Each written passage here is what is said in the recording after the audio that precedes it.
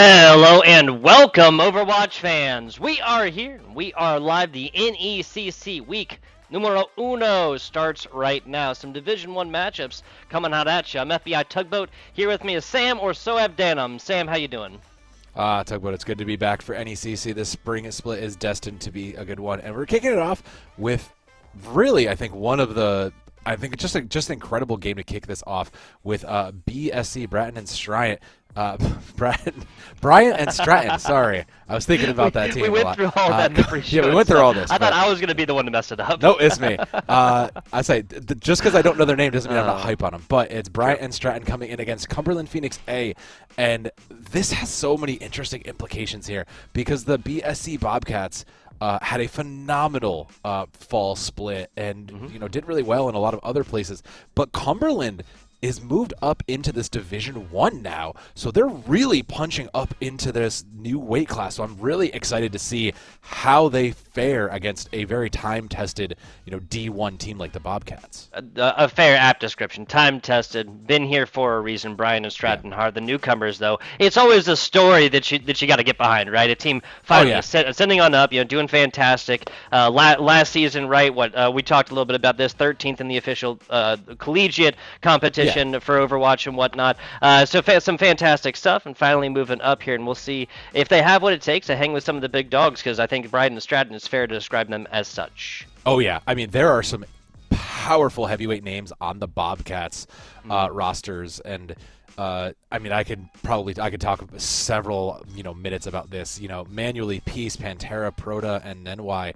I mean, if you've been following Calling All Heroes at all, you know Peace and you know Nenwai, and those are two players that have performed phenomenally in their role. But the kind of sleeper pick that I want to address on the Bobcat side is Pantera, who has been performing very well in this tank spot. There was kind of a bit of a question of, are they going to perform, with the rest of this caliber?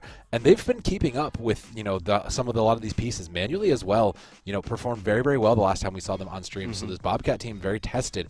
On the other side, the Cumberland Phoenix is there are some names that if you were watching them on the D2 side, they've done very well. Particularly Hikando and Bar of Soap looked phenomenal coming into in the T2 side when they were winning games there. So really, really going to be interested to see what happens when these two particular DPS lines clash in the maps. Absolutely. Big shout out to teams are nothing without their coaching staff, right? Big shout out Enjoyable over there for Bryant Stratton, Cumberland Phoenix A squad. Big shout out Coach Claypool, Coach Osiren. Very, very excited for this matchup coming right here, right? First to three, not the best of five, right? First 2-3, because of course ties possible, right? Ties possible within the great games of a great game of Overwatch 2. Before we hop into it a little bit more, I do want to give a shout out to some of the organizations, some of the people that make broadcasts just like this one possible, and collegiate competitions like this one possible. First, foremost, Caroline Hippie, production staff. So Danum and I are just two fantastically good-looking guys in our rooms screaming about esports without our production staff. So again, very, very much appreciate you guys making this possible. Now, some of the organizations, that's G Fuel, I believe. If so, we'll point up. That'll flip. I don't have my can, but it's in my beautiful. Probably green screened out control bottle here, but yeah, it's fueling me through this, so it must be that good.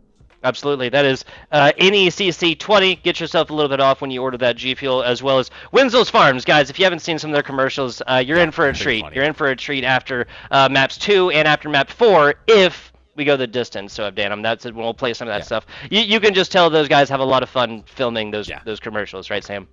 Yeah, I mean, and that's the thing, right? You want to, it's much easier to get behind a company when they're doing something they love and they're having fun. They don't take themselves too seriously. It's so much easier to enjoy that. But, like you said, without them, we're just two guys screaming in our room. So it's always good to have their support and belief in the NECC world. Absolutely. Sam, the stage has been set. Let's get on into pick bands right here as we see it. This was, of course, Cumberland University, Phoenix A, as well, multiple squads within the NECC, banning Busan. We'll see Bryant Stratton picking a classic. Honestly, come on, Sam. One of my favorites. Malucio, mate, what do you expect? Oh, look, I'm just happy we're not going to Lijiang. This is phenomenal for me. Because usually teams want to play Lijiang, so but Ilios does offer so much. This is such a fun set of 3 with very, very different. It looks like we will be opening up on our first submap of Well, which you'll see shortly. So, like you said, if you're a Lucio player, this is a classic place for you. And considering that Lucio has found a bit of a home in the current meta, in the support line at times, there's no bans here. The only character that is unavailable is Ashe due to a few technical reasons worth noting. But, it's very possible that, these teams may be playing the Lucio. This is a very, very flexible meta right now. There's a few things that are kind of almost non-negotiables, but generally speaking, Lucio is one of those characters that is going to be non-negotiable like that. Are going to see a little bit of a difference. That tank setup, of course. Newest hero here in Overwatch, Hazard over here, played by Ginger Eiffel, of course, and Pantera rocking the classic here. So a lot more kind of pick, divey looks. I mean, there'll be a lot of damage put out from the Bryant Stratton Bobcats. Yeah, it's worth noting that Peace over on the Echo as well versus Nodi on the Genji. Peace's Genji is no slouch, but, just having the air support does give you a lot, and Duplicate is still such a strong advocate, but we're going to really have to watch these Sojourns because there are just enough angles and just enough pick value with these rails that manually and he can are going to be impactful here. Finally deciding to drop down, join the party here. Pantera looking ready to get it rocking, trying to establish kind of a front line right here. That's going to be a lot harder for the Bryant Stratton Bobcats, but a lot of damage here in early. Comes the Hazard wall, and that may not be enough. Everybody getting involved in this scrum right now. It's Pantera looking to pick off a single target. Almost. Decides that, that's better to have abandoned that one than have burned all of your boost and possibly have given up a pick yourself, really pursuing that, Sam. Yeah, I mean, it was the right call rather than complete it because abilities are coming back on, and with the Hazard dive, it just becomes so much more difficult to really kind of play to counter this dive. There's a Hazard in an unexpected place, but a trio of players meet on top of that one. Peace chooses War on that, and that's a quick pick onto the tank. Now, the rest of them fall. That's me, Bryant Stratton, first point up to 30% right now. After that was kind of an extended team fight, Sam. Yeah, it was, but it was also because most teams were playing for the disengages, right? Heekend is going to give up and go to the Cassidy, and we're going to see, the Widow, apparently. And we're going to see the Junker as well, but it's going to be a duplicate immediately from Peace. Immediately, and that's a really, really fast tank. So Love it. Getting really, really deep, really, really early. Should be able to get out from that one. Does not. A Kendo over there on the Cassidy, kind of cleaning up right there. That's a big source of damage down right now. As this looks like this is going to be quickly switch back on over. Cumberland takes about 10% for their efforts. It's an attempt made, but Cumberland Phoenix now coming in to try to play a little bit more aggressively into this. It's going to be the Kitsune rush to kick this off, but Manuel's just going to counter it right back with that one of their own and open it up. Wow. There you go. A little DPS on DPS action right there as Manually takes down Kendo on the other side. Now kind of getting a little tunnel vision right there. Should have been able to look left and realize, half of the Cumberland Phoenix squad was coming right for them, and they were just standing wide open in the entryway. As it is, ultimate spawn ultimates. See Juno doing their best, keeping people alive, getting out damage as well, but kind of maybe forgets spacing a little bit and isn't really able to get back with the rest of the squad. Now just holding on point and just trying to get as close to 9-9 as they can. Yeah, and you'll have your ultimate. You're going to try to send it up and get a little value. It does get one. It gets the tank, and that might be enough to turn the fight here, Tugboat. Wow. I've got to say, a little bit surprised right here. No evacuation of that one. The sideline open, and this might just be more of like kind of a slow burn right here. Yeah, so nothing doing from the Kendo, nothing doing from Peace. This map is echo-less for right now. Yeah, we'll see when the flip comes back, though, because Bobcats are still there. The pressure's on from Cumberland, and Cumberland does lead in ults now. There's nothing really to stop this Rampage or the Pulse Bomb, so Cumberland could stop this and get some more and build a lot more percentage with these ultimates they have. Really good. Little Tracer action now for Peace. Switch on over from the Echo. Lucio on point. That's a anti-healed Lucio. No one's going to like playing that role. And then why cannot get out of that one. And a pinstripe kill feed we see. Cumberland looks like they're coming out on top right now. Baby Diva holding it down for the squad. It's going to be all for naught, though, Sam. Cumberland takes this one over 99 to about 30. As I say, unfortunately for Cumberland, the Bobcats did flip it, and that's a little bit of a shame. You'd like to get the value out of it the whole way through, but better to have it than have lost right now. There's going to be a sound barrier and a duplicate coming in for Cumberland, and Bobcats don't really have anything defensive in the way. They're even going to go to the Ramatra just because they really have to kind of play this out for a little bit more stability. So Cumberland Phoenix, again, going into this with a bit of an edge. Until that. Again, the Junker Queen can just not stay alive. This is part Ginger Eiffel's fault, and this is part, I mean, the squad, really. But I feel like this is going to be another slow burn, little tracer on tracer action. A fantastic stick as soon as Hikindo finishes that one. Some fantastic stuff, and Bryant and Stratton just clean up on point. 99 to 100 is nothing to cry about. Nice little finisher right there. Ginger Ayfield is going to try and put a toe on point. Not going to happen. Hikindo. Yeah, a little bit more of a back and forth, but I think that's a great introduction for this Cumberland squad, because the Bobcats brought it to them,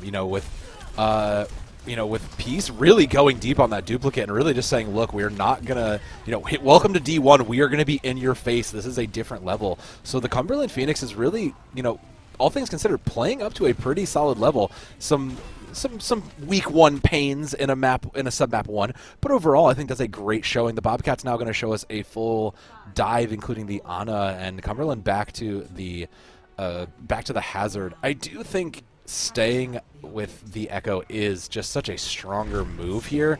I think that the buff that they gave that beam is so good, but Peace is going to be over on that Genji, and when Peace is on Genji, there is no Peace to be seen, because that blade will catch you out.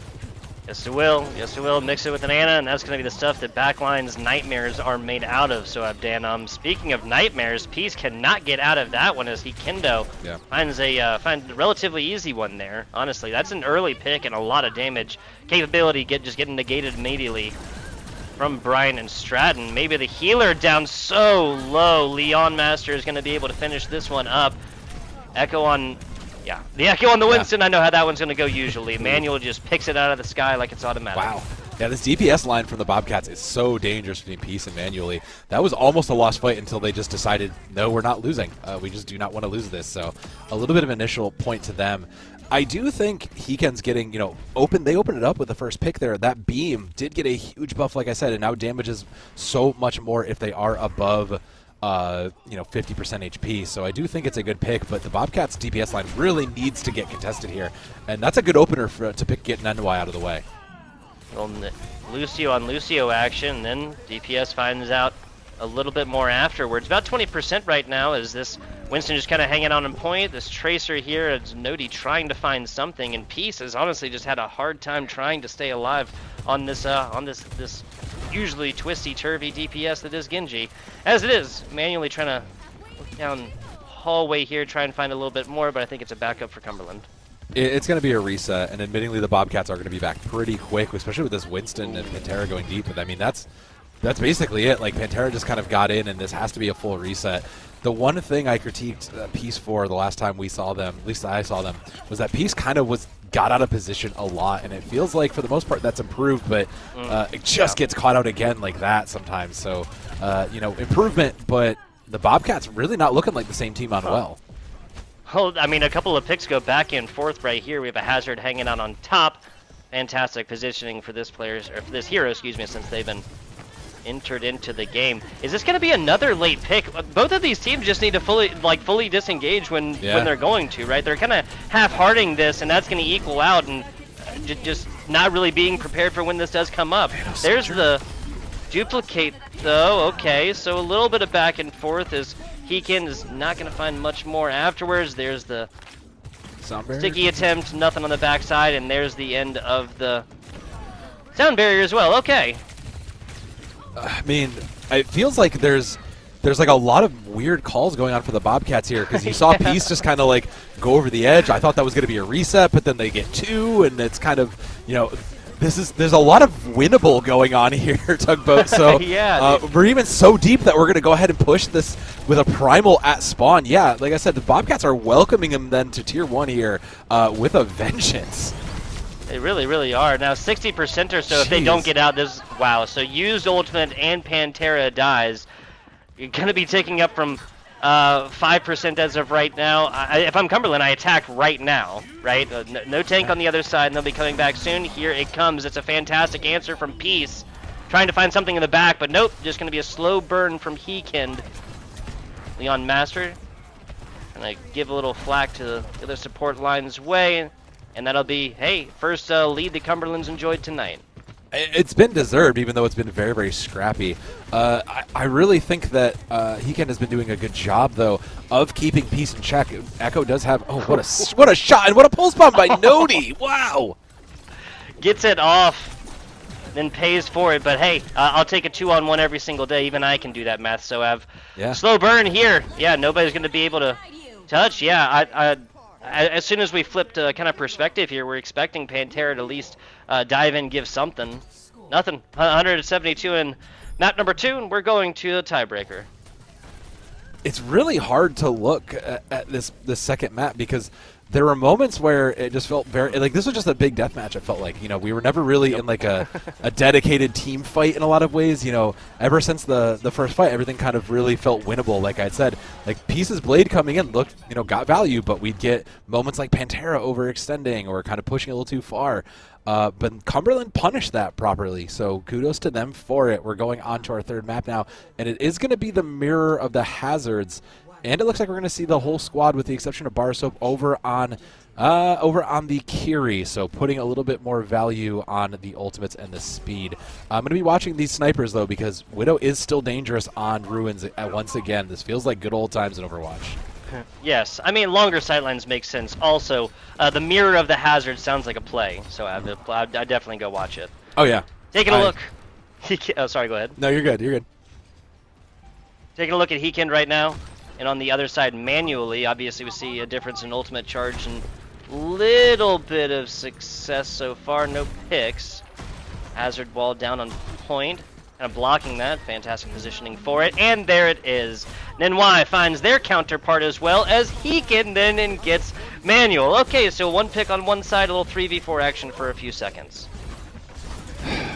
Again, it's the Bobcats just kind of winning this out, and again, this DPS line is so dangerous between Manually and Peace. They just look good when they're running. They are very, very good. As particularly Peace's Genji has just been phenomenal. Changes coming in though. Heken over to the Tracer, going to try to make sure they can harass the Widow a little bit more. Just deciding I'm not going to take the duel. I'm just going to win in a different way. So changing it up into a little bit more of a full dive in that regard. Still a lot to go though. No ultimates on board, so it's still a very, very dry fight here. Has been so far. Prota getting pushed a little bit as we switch on along. The fight is going down right outside point. A fantastic headshot there for Peace, and this Hazard is not going to have a whole lot in the way of support. That's like literally one, right? There you go. NECC coming in, cleaning up. Hey, we Lucios, that's what we gotta do. That's what we gotta do. You DPS can't finish your kills. This is what my ranked Lucios always try to do, is just go in and dive the Widow and then, you know, inevitably get picked by it. So NECC doing what we should not be doing in chat. But again, this is that Bobcats way. They go very deep. They take these kind of risks, and a lot of the times they get rewarded, but sometimes they will get punished. So watch for that, because if the Cumberland catches somebody out, they will punish it. And this was fantastic tech here from this one. Can't get it back, and there's the boop off the side. And NY coming in. Some fantastic stuff. So team fight done with, 86% basically in one fight territory. I feel like Peace has kind of made the difference here, because last time they were just not getting back, right? They were just going way too far, getting picked. Pantera having similar issues, albeit on a different character. Yeah. A Nanoblade is up for the Bobcats, so this is probably going to... Oh, we nanoed the Lucio. Nano-boosted Lucio. It was the only answer. We boostioed. It was the only answer. I mean, that's a statement. You could have chose the Genji there, and you chose Lucio. And there's Peace pulling Blade, getting nothing for it in the last second attempt here, as NY still finds another DPS. So, hey, you said it best. Welcome to Div 1, right? Yeah. I mean, look, the Bobcats are just going, look, we think we can clown on you. We're going to show you what it's like. We think we can win this with no problem. But Cumberland punished it. They did the right thing and punished it appropriately. The Bobcats now over onto the Winston, and they have to take this seriously. Cumberland needed to show that they are a serious threat here, and they are. They're not out yet. No, they are not. They are not. 99 for the Bobcats remains one fight territory, but hey, Cumberland looking fine right now and absolutely glowing with 3 ultimates as of right now. Heken will be there soon. Taking a look, Ginger as of right now, dropping, and that's a fantastic dive thus far, and enough for Nodi to go and feast. That's 3 easy ones, as Brian and Stratton will not finish that cap. Yeah, I know the Bobcats only have one. Jeez, Peace gets 2 out of that. Look, I'm high on the Bobcats, admittingly, but I do want to say that they are kind of they could have won this out. They could have won this out instead. Cumberland is at 50 here. Ginger is probably going to get punished on. Oh no, they get to live. Nice. They kind of made this, and they're kind of getting punished for their crimes now. Yeah, and that was the big thing. They had to get back on top of this because, I mean, even if they flip, okay, you're talking about overtime status, but they need to get a 99-99 to force that team fight, which will really be the deciding factor here in map number 3 as we are tied up. Another big health pack right here is Ginger's forced to just go all the way around this map, find where they can get it. Little Winston 1v1 is not going to fill Ginger's appetites here. I'm surprised they're still fighting that there. Eekend coming back and now going to be the person to keep hold of this point and refuse any damage. Okay, Heekin comes all the way back. A little bit of back and forth there with Peace. Oh, but Peace dies with Blade. Job. Now that's the that's a big one right there. Manually Pantera find a couple. There comes the sound barrier. That's going to keep Manually and Proto alive for a while, but I think that might be enough. It is. Pantera and Ninwai finds Nodi on the other side. Heekin dies to an anti, and this one will go 99-99, but will go the way of the BCS Bobcats. You know, there's a lot to say about this map, I think, in a lot of different ways. The Bobcats did come out on top, and I think they looked good. I do think that maybe there's a little bit of confidence. This is a team that does overextend. They get a little confident. They feel themselves. But you know, when Peace puts up plays like this, it's kind of hard not to. When you look at how Peace and Nenwai can really do so much work here, manually as well, just did so much work, and it's hard not to really kind of just be like, yeah, we are the better team here. We're feeling ourselves not going with this with ego, but going confidently, and just know that we should be able to win this. But I don't write off Cumberland here. Cumberland had a great read on what the Bobcats were doing. It did get us to a third sub-map, and they took map 2 pretty well, actually. So yep. I do think that if they can capitalize on these Bobcats moments where they overextend, where they make an error that maybe they shouldn't have, I think Cumberland can keep this close. I think so as well. If we see the same kind of like divey, like one-man army kind of performances out of a couple Bobcats players, then perhaps a different thing. But without getting too much in it, we're not 100% sure how much of that it was like real actual strats after we saw some tactically questionable decisions from the Bobcats, right? Again, maybe a little bit of a hello to Division 1, who knows. Map 2 was held pretty definitively, one way or the other. We'll be going on to our pick and ban phase, right? Yeah, we are going to go on to our pick and ban, and it's worth noting that if you missed it in the fall season, there's a oddly particular route to this, so there will be a choice between hybrid or escort for map 2. We will, whatever doesn't get picked for map 2, we will see later, maybe not in map 5, so this means that the Cumberland Phoenixes will get to pick the map after Bobcats get their ban in, and it's going to be tough to tell, considering both these teams really like to play dive. I don't know that really tells us anything. I used to just say, well, we're going to Kings Row anyways, but considering that's a very brawly map and you can play dive, I don't know that these teams are necessarily going to want to go there. So, but like you had said, Cumberland looked very good in those Junker Queen moments, so maybe they want to brawl. Maybe they do want to try to push us to a Kings Row. I would like to see that. Well, yeah. I mean, I got to play some ranked I guess 2 days ago, and it was fun getting in immediately to see the insta lock Reinhardt on Kings Row as we're defending. It's just like my guy, love it. Yeah.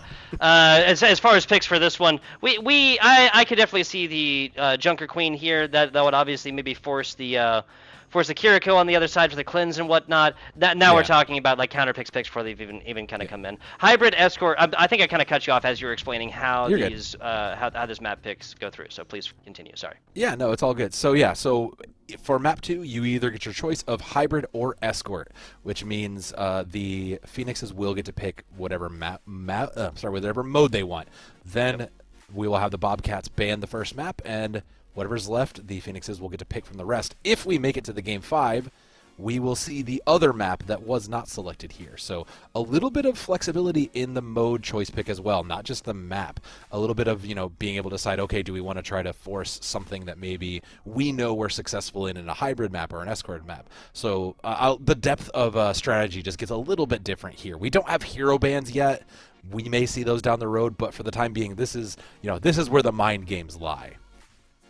I'm not against it whatsoever. Anytime Yeah. we give high-level collegiate players, I mean, again, not Division One by mistake here. Whenever we give these players the options to go forth, kind of customize their competitive experience, as long as everyone agrees, that's always something I'm gonna be down for. Huge shout out to the NECC for figuring that out, right? And definitely unique, right? The game mode selection, and then forcing it in Game 5, so like you're just not playing it for now, right? If you end up in a close match, you will see that Game 5. If you end up in a, while statistically unlikely, map 6, then that won't even be where you finish, right? Yeah. So, as it is, we'll be looking at hybrid first. I believe that's what we see in our selections here, and we'll get map. So game mode figured out. We'll be looking at map selection soon. Yeah, well, they're busy picking. But I do want to address it because, like we had kind of talked about and you had said it, with Cumberland coming up now and being in this D1, they are playing with the big dogs.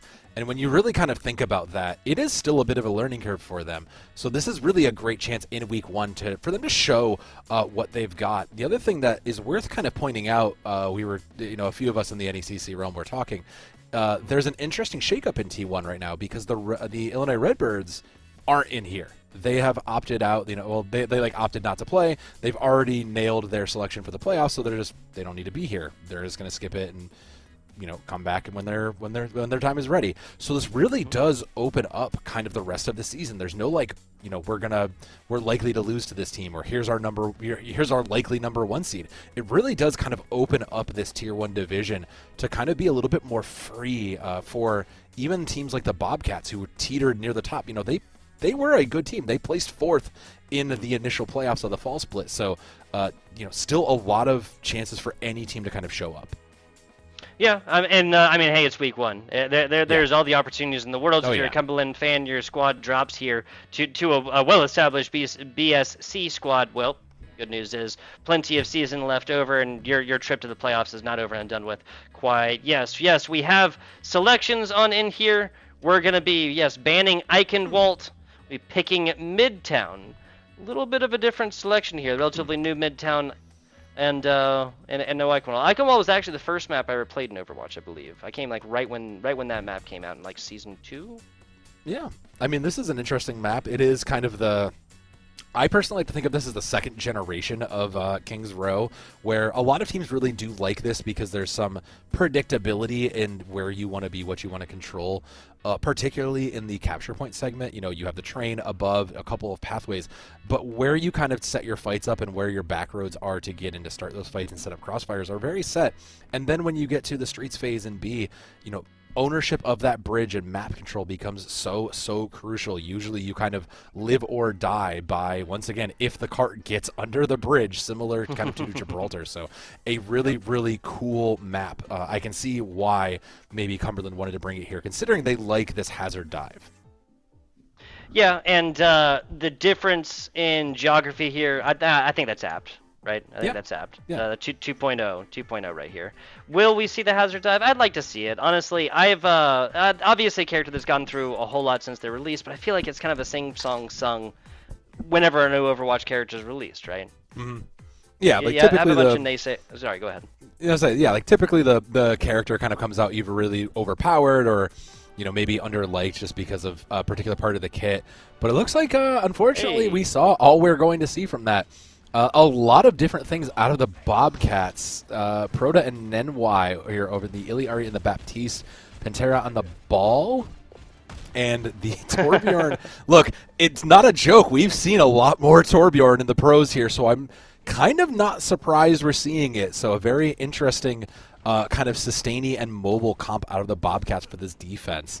It looks weird on paper, but everybody here can move or take care of themselves or defend themselves. So really just focusing on this defense, making sure they can kind of win the 1v1s and the duels that set up. Cumberland Phoenix is a bit more of just a sturdy, isolative brawl comp with this Orisa.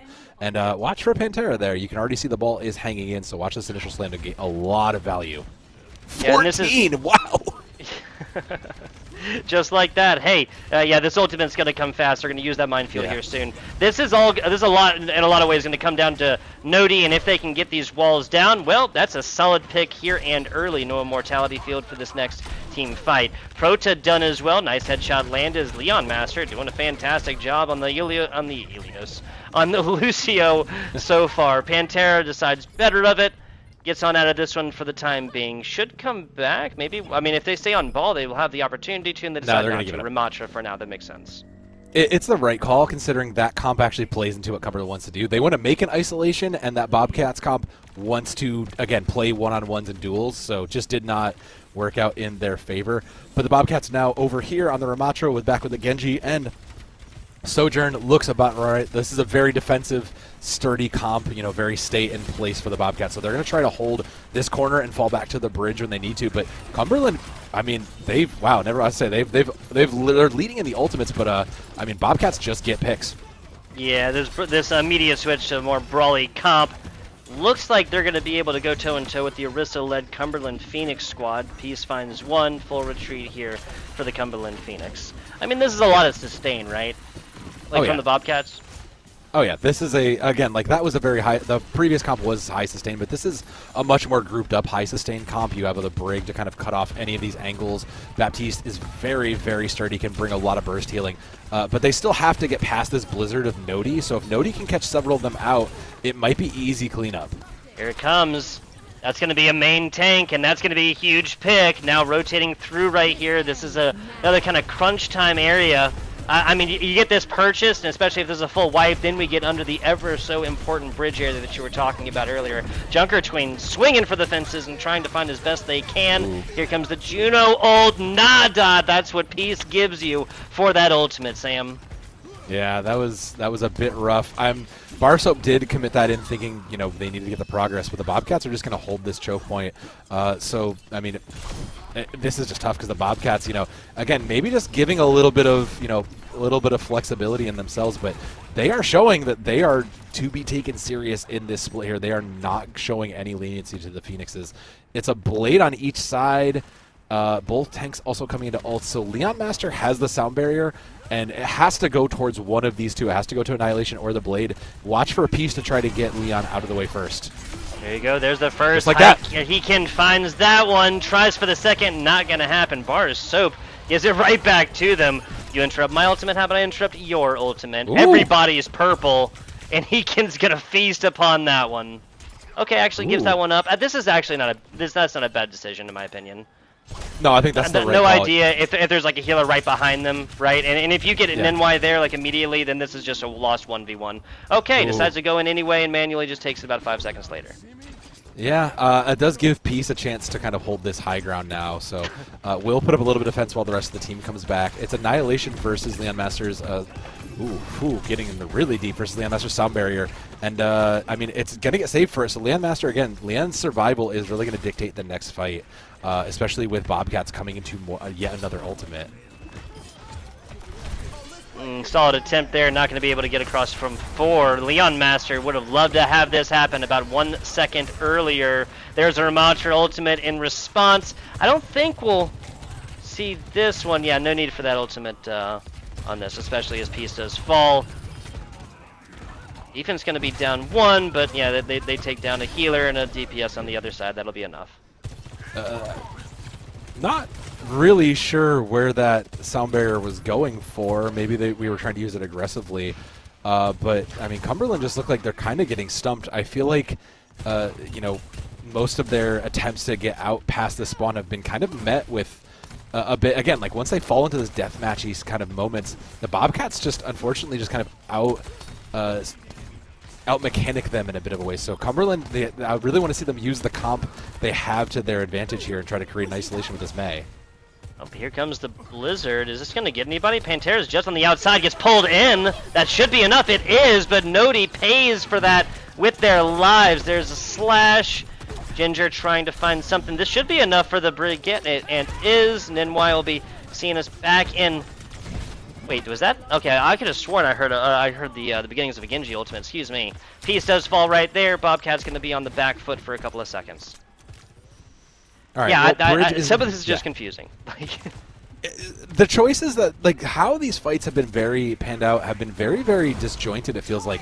And that's where the Bobcats have found success. It's going to be a Rampage. If that follows up with the Blade, this is a point capture, and Hiken is there to do it. So this is a quick, easy fight when no Blade needed. Though it will go in for a little bit of flash and flare value, this should be the capture point segment with a minute. That should be it. Yeah, there we go. Nobody gets it. It's just going to be a solo tank left by themselves. Pantera down zone. This will be enough to add on to, we'll call it 42 seconds or so. Yeah. Brig. Less than that after the stall. Nope, I called it perfectly. I'm the greatest caster of all time. He's done it. Get this man an award. He's done it. 2 minutes means approximately 2 to 3 fights. Wow, manually just pop it off here. It means approximately 2 to 3 fights, and with now the Bobcats being in a better defensive position, they should be okay to kind of hold this down. Nenwai over to the Zenyatta. Just a little bit of more, I'm assuming looking for a little bit more pick potential, but Peace has pulled the Blade. They are hungry, but they get punished for it. Disjointed ultimates is for sure here. Is Hiken trying to find a lot after that. Ramatra ult blocks into punches, but yeah, with the single Zenyatta or Vanya, that's not gonna be enough. Manually continuing their reign of terror, long range though, I'll say that. 4 headshots I think on squishies in the past 90 seconds. Yeah, I mean, Manually has been a sharpshooter. That was one of the things I was afraid of for this Cumberland Phoenix squad, but considering how much chaos, Peace, and the rest of the squad have been making for Manually to succeed in a huge option. They're going to have sights, so they should be able to get through this. Leon Master is leading the ultimates. There's 4 coming up for the Phoenixes. They should be able to get a little more value, though a full completion is maybe, it's not off the map here. That's a full 5 on the sound barrier at least. Got to do something with this. Nenwai down. They had Transcendence, that'd be huge as it is. It's just going to be a solo healer for Prota. Their work's going to be cut out for them. Leon Master just absolutely badgering players coming right out of spawn and whatnot, and Hiken does find their counter pick. Leon gets down to absolute 1 right there, and he cannot get out with the life. Prota healing, Prota dealing damage. All right, there's the Blizzard, and with nothing to stop that, that makes this completion a lot more available with a Rampage and a laser for versus nothing. Cumberland just need the numbers to win this out. Once they have the numbers, they should go their way. It's going to be a pull-off for right now. 10 seconds or so as we're back on with Manually as they're looking for a head. Tries to find it and just gets absolutely badgered. Here comes the Junker Queen ultimate. Rampage finds 1. Prota, no mortality field. Back and forth with some tank play on point. So low. Cumberland now in overtime here, Soev. It's just going to be a single stall, and they're going to get it all the way in. Okay, so no extra time here, but finishing the map. Respect to Cumberland on this. This is not a joke team. Like the Bobcats are a dominant force here in T1, and they are really taking this seriously and capitalizing. When you're seeing that they're being spawn kept, it feels like so long ago that they were just stuck in this capture point spawn. But they pushed through everything. They really capitalized on those moments where the Bobcats maybe went a little too far, maybe committed an ult they shouldn't have, or maybe went a little too deep chasing a kill. And that's the difference, right? You kind of mentioned, the hero plays that were going on, and like this moment in particular for the Bobcats. Cumberland's really taking advantage of that and using it to their success. So kudos to them because they are really giving it to this top team of the Bobcats right now. Yeah, they really are. Really are. Here for a reason. Some fantastic tank play on both sides yields a really electrifying offense there for the Cumberland Phoenix A. Again, they get it all the way. They do not get it with time, so a minute maximum will be the reward if we get a little bit extra time here within our Midtown map. Taking a look at our defenders here. A little Torbjorn action again. Love it. I mean, it works. He's very sturdy. He does put out a ton of damage. Maybe you'd rather have the Cassidy instead, but I don't hate it, especially when you look at Nodi on the Mei. There's a lot to be done with it in this brawly isolative comp. Bobcats, a lot more range. I'd say a little bit more range. I thought they might have played the Hanzo, but that was just to get the opening dart, maybe scout out anything, but a very sturdy comp from them. Pantera's just going to slowly march forward, making these angles for Manually, while Peace gets in the back and just distracts them. So, going to really have to take this space slow but sure. Pantera again rather low right there, and that's going to be the Bobcats tank now down. Proto follows suit. And this offense is stalled in its tracks. I mean, you have to get the Torbjorn turret out first, but it's really hard to get that, right? This choke point of under the bridge really is kind of hard to manage in a lot of ways, especially when you have a turret usually denying a lot of those off angles. They will get Cumberland back into a defensive position, and it's going to be piece over to the Pharah now to get a little aerial support. Again, just leading a little bit, a new, different way to get value versus this Torbjorn, try to get a little angle and force out somebody. But Nodi with a great shot in the sky. Fantastic shot, and manually falls immediately afterwards. DPS core immediately erased from this game for the Bobcats, as that Orisa finds way too much pressure than they can sustain without two main supports right up there, keeping them alive. Okay, so first minute 15 is all Cumberland Phoenix so far. Yeah, I mean, it's much more successful than the Torbjorn from the previous side. Manually over to the Cassidy. Again, just a little bit more short range, a little bit more burst versus the trying to punish the Junker Queen. And then why to the Mercy, we are in the full pharmacy now. So a 2-3 split, trying to put the pressure on, really just taking the power duo to the sky to try to dictate the way this game goes, even on these flank angles. Wow. Peace has been taking these flank angles so far, and this perhaps is for that reason right there, just trying to get out these Torb turrets early, kind of free up the time of Pantera, let them go forth and see what they can do. Well, there's going to be 2 players on point for here in just a second. This might be a free third for the BSC Bobcats. Okay, we take those. Manually falls in the thick of things as well, so no Cassidy for the time being. No Nodi right there, not going to be able to get the sound barrier onto Nodi, not going to need it when you have a Blizzard in the pocket. Thought that was coming up, and it does. 62% will be as far as the BSC Bobcats. I don't know why I keep saying BCS. Oh, because of football. That's why. Yeah, you're thinking football. I mean, it's a good thought, but the problem is that the Cumberland's comp just runs over the 3 and the 2-3 split. It's easier to take a full 5 into a 5v3, while again, they got a tick out of it, but the Pharmacy captured the point. They really weren't contributing too much into the fight. So Cumberland Phoenix, again, this death ball just really able to take a full advantage again on this flank, and an ultimate now from Hekan to try to stall the pressure and deny it. And Nodi with another beautiful headshot. Who needs a hit scan? Who needs a hit scan? Okay, Nodi finds another one right there. I think that was maybe the hero res from Nenwai. But color me surprised. We are 60 seconds away from a Cumberland Phoenix 3-0 on Midtown. See what BSC has up their pockets for this last push. Possible last push. There are 2 ults. There's both DPS ults for the Bobcats. So just making sure that both of them find any amount of value is going to be so important. There's no cleanse for Ginger's Rampage though, and it catches 4. Wow. That's huge. Manly is so low right now. Here comes the barrage, and that's going to be Cumberland finding a whole lot. 24 seconds with the Mercy on top, but she pops ult right there. This is maybe enough to actually come back and put a toe on the point if BSC changed it up, and they do. Here, sorry, go ahead. Yeah, no, there's going to be it's going to be the Doomfist who's probably going to have to give their life for it, and it's going to be a very slow touch for this last. Proto has the laser, but it's the only thing that's going to get value. Okay, here comes the cast, but there's so much like hard cover right here. It's going to be way too hard to find value from that, and then they do not. Cumberland ties up the series 3. So I mean, the previous match did obviously end up going the way of BSC, right? But this one was all Cumberland all the time, at 3-0 stomp on Midtown. You know, there's a lot of things to consider for this. Let's think about the fact that this was Cumberland's pick. They wanted to go here, and they showed exactly why they wanted to be here and go to Midtown. This was very clearly a map they've practiced on. They had a very good set of comps for this. And you know, I kind of alluded to this maybe in map 1, that maybe the Bobcats were kind of you know, maybe they weren't giving the respect that Cumberland initially deserved. You know, they showed a couple odd comps, maybe some things that were a little experimental, maybe not playing to their fullest form, but I feel like the Bobcats, you know, when they take this pretty definitively, you kind of have to, you know, just say in the chat, all right, guys, we gave up a map. We have to show them who we are here, because if you let Cumberland come in and steal this into you in game 1 in week 1, I don't know. Like, I'm a little concerned about that, FBI. Absolutely. I mean, I gotta agree with you.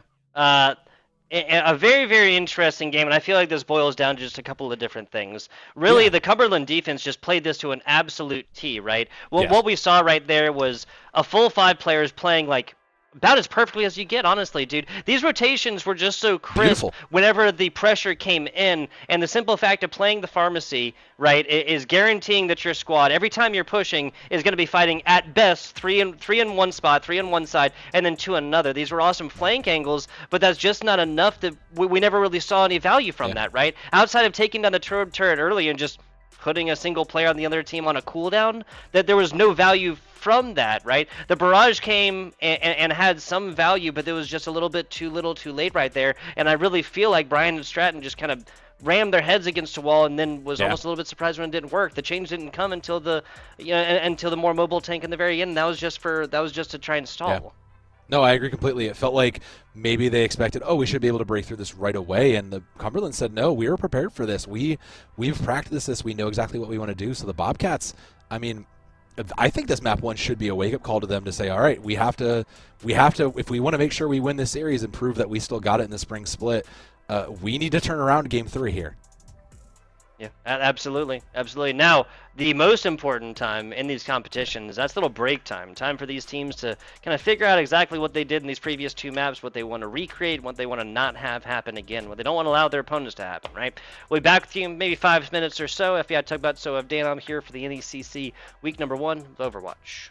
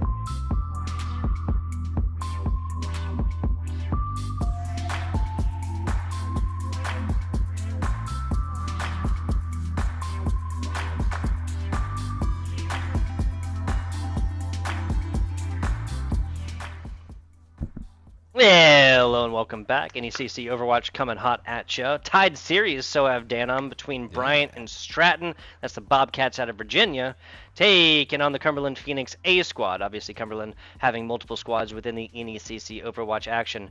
Round one, or map one, excuse me, on the Ilios, right? Pretty neck and neck. That was the Bobcats taking that one 2-1, and then a little bit of a different story here on Midtown. I think it's a fair assessment. Yeah, I mean, Ilios was fairly close, all things considered. It was a 2-1 for the side of the Bobcats, but a very commanding win on Midtown from the Phoenixes. That was their choice map. But now for map 3, we are going to push. It is going to be the Bobcats pick, and we are going to see Esperanza. Esperanza, love it, love it. Some classic Overwatch, take a payload and move it. Both get an opportunity. Let's talk a little bit about some of the heroes that we have seen pop off thus far, some of the players playing onto those heroes. Love to see Peace play their Genji again, right? This was inspiration on 2 of the 3 Ilios maps, right? Yeah. And hey, why not give Peace a chance, right? I've been trying to figure out a way to work it into broadcast. There you go. Thank you. No, you got there. Peace is phenomenal. I will forever sing the praises of Peace. Watching one of their, having seen them when they first entered in here on NECC in the previous split, they have just been phenomenal since start. But they still are kind of hitting that note of maybe going a little too far, thinking they can, lead the way and make those hero plays. So, granted, you are the hero most of the time, but sometimes overextending it. And on the other side, I mean, man, Heekend has just been doing so much work from that DPS slot. Their counterpart has been phenomenal, but across the board on both these teams, there's some phenomenal stuff. Pantera is eyeing the Reinhardt piece on the Torbjorn. We'll see if that sticks. Cumberland is showing us something they had played very frequently. You do run dive here, so the hazard dive that they've showed us before does work. It's kind of, they struggled with this on map 1, so I'm curious to see if it finds value. Peace is going to keep the Torbjorn. That means it's there to keep these angles in check, to give Nodi a little bit more difficult getting on to those support lines. So watching how Nodi navigates these angles and getting past Peace in the turret is going to be so important for this match. Looking for some burst damage here down early. Prota getting rather low here. I'll say Cumberland Phoenix's survivability is going to be based off the fact of Barv So being able to play back and not really pay attention to damage as much, but as it is, said give Peace a chance. No more are they on this map. NY down as well. 2 heavy hitters for the Bobcats are donezo, and this will be Cumberland Phoenix moving a payload for a while. Pushing a robot for a loud, maybe. It's still a payload in its own way. Payload, robot, yeah. Sure. Yeah, it's all machinery. Peace is going to stay on that. I kind of actually want to see Peace match the Genji here. They have looked phenomenal on it, but I guess maybe it's making sure they get the reps in there and maybe play into the Genji themselves. No, it's still a very dry fight. That was an efficient fight, but Cumberland is leading in the ultimates, so the longer this goes on, and we've seen several long fights in the series, it just benefits Cumberland here. Roto. Side's better of it, gets out of dodge while it was good. Still back and forth action. So DPS we haven't talked about as much as Nodi. Talk about just the range, right? Saw them on May earlier, putting up some fantastic walls. Pretty much every Blizzard found value, right? Even if that was just like more strategic, as this is again just very dry pushes.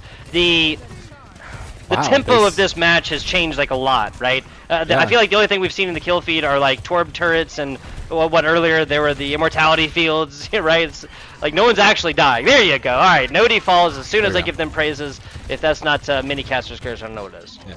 Oh, I think the other thing to that is kind of like you said, it was very slow and pokey, but the Bobcats the whole way through, they managed to just kind of sneak the bot away in a lot of ways. Cumberland got it to that first checkpoint, but without even really forcing a whole fight, the Bobcats stole the bot, got it to mid, and are already now positioned incredibly well to get the checkpoint on their own. In addition to that, they'll have, everybody's getting ults online. This is a full 5 ults for both of these, so the positioning of these ultimates and what lands is going to be the most impactful here.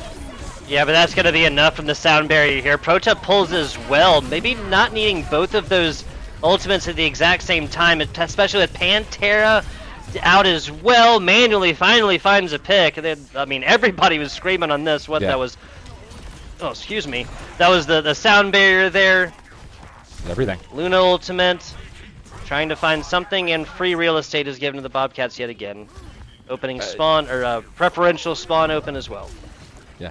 I mean, they did commit 4 out of 5 from both sides. Nody's pulling the blade now in a very odd 1v4 situation, but he's got the backup, so I guess he's in a good spot. Manually does get that pick, and maybe a bit ambitious, but Peace did die with their ult, so that does give him a slight advantage going into this next round the corner here.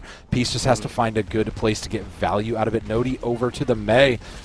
Genji wasn't bad, but this is Mei had a lot more value here. I don't hate that. Those isolations have been very, very crisp from Cumberland, and he can also kind of match the Torbjorn. So we're giving up a lot of those flank angles for just a lot more raw damage and flank control now.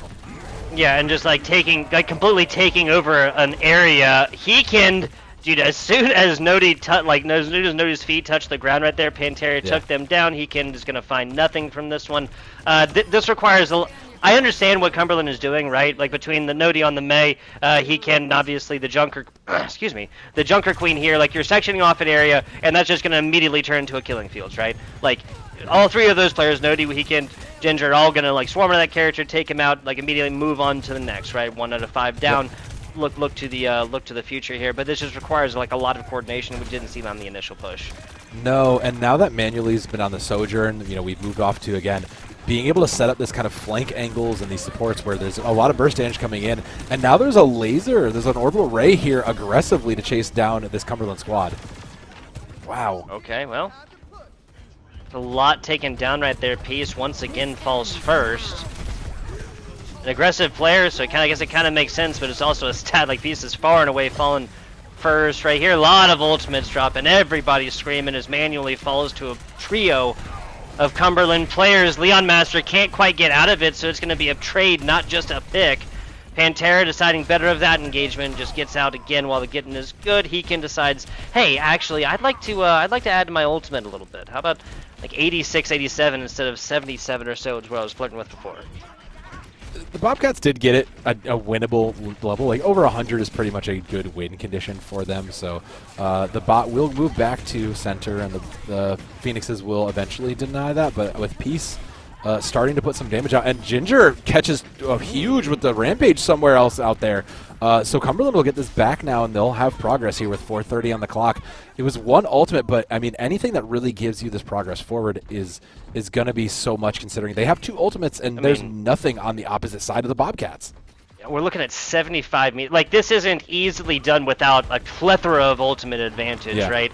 And still not gonna continue. They gotta keep one on here. It's so tough to try and fight as well as have bot move, but now finally. They got a couple of players right there, and getting around this area. This is kind of similar to the bridge area you were talking about earlier, right? Getting it past there and actually getting on the straightaway here is going to set them up for success as the heel feed turns pinstripe for a couple seconds, Sam.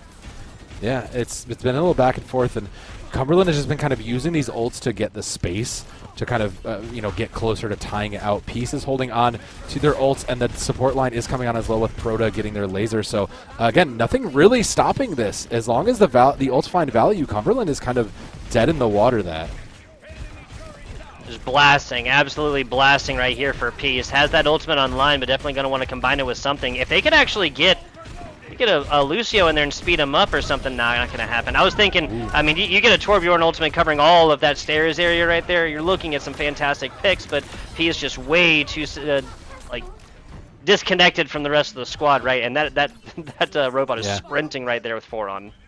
And that's where that kind of disconnect of, again, we talked about this on Midtown, where the team kind of, migrates away from each other, where Cumberland can easily find, 4 or 5 V2s, they win these, but the Bobcats have ultimate advantage here. There's no sound barrier in the way, so Bobcats just need to space these out in a decent way to get value, and they should get control of the bot again.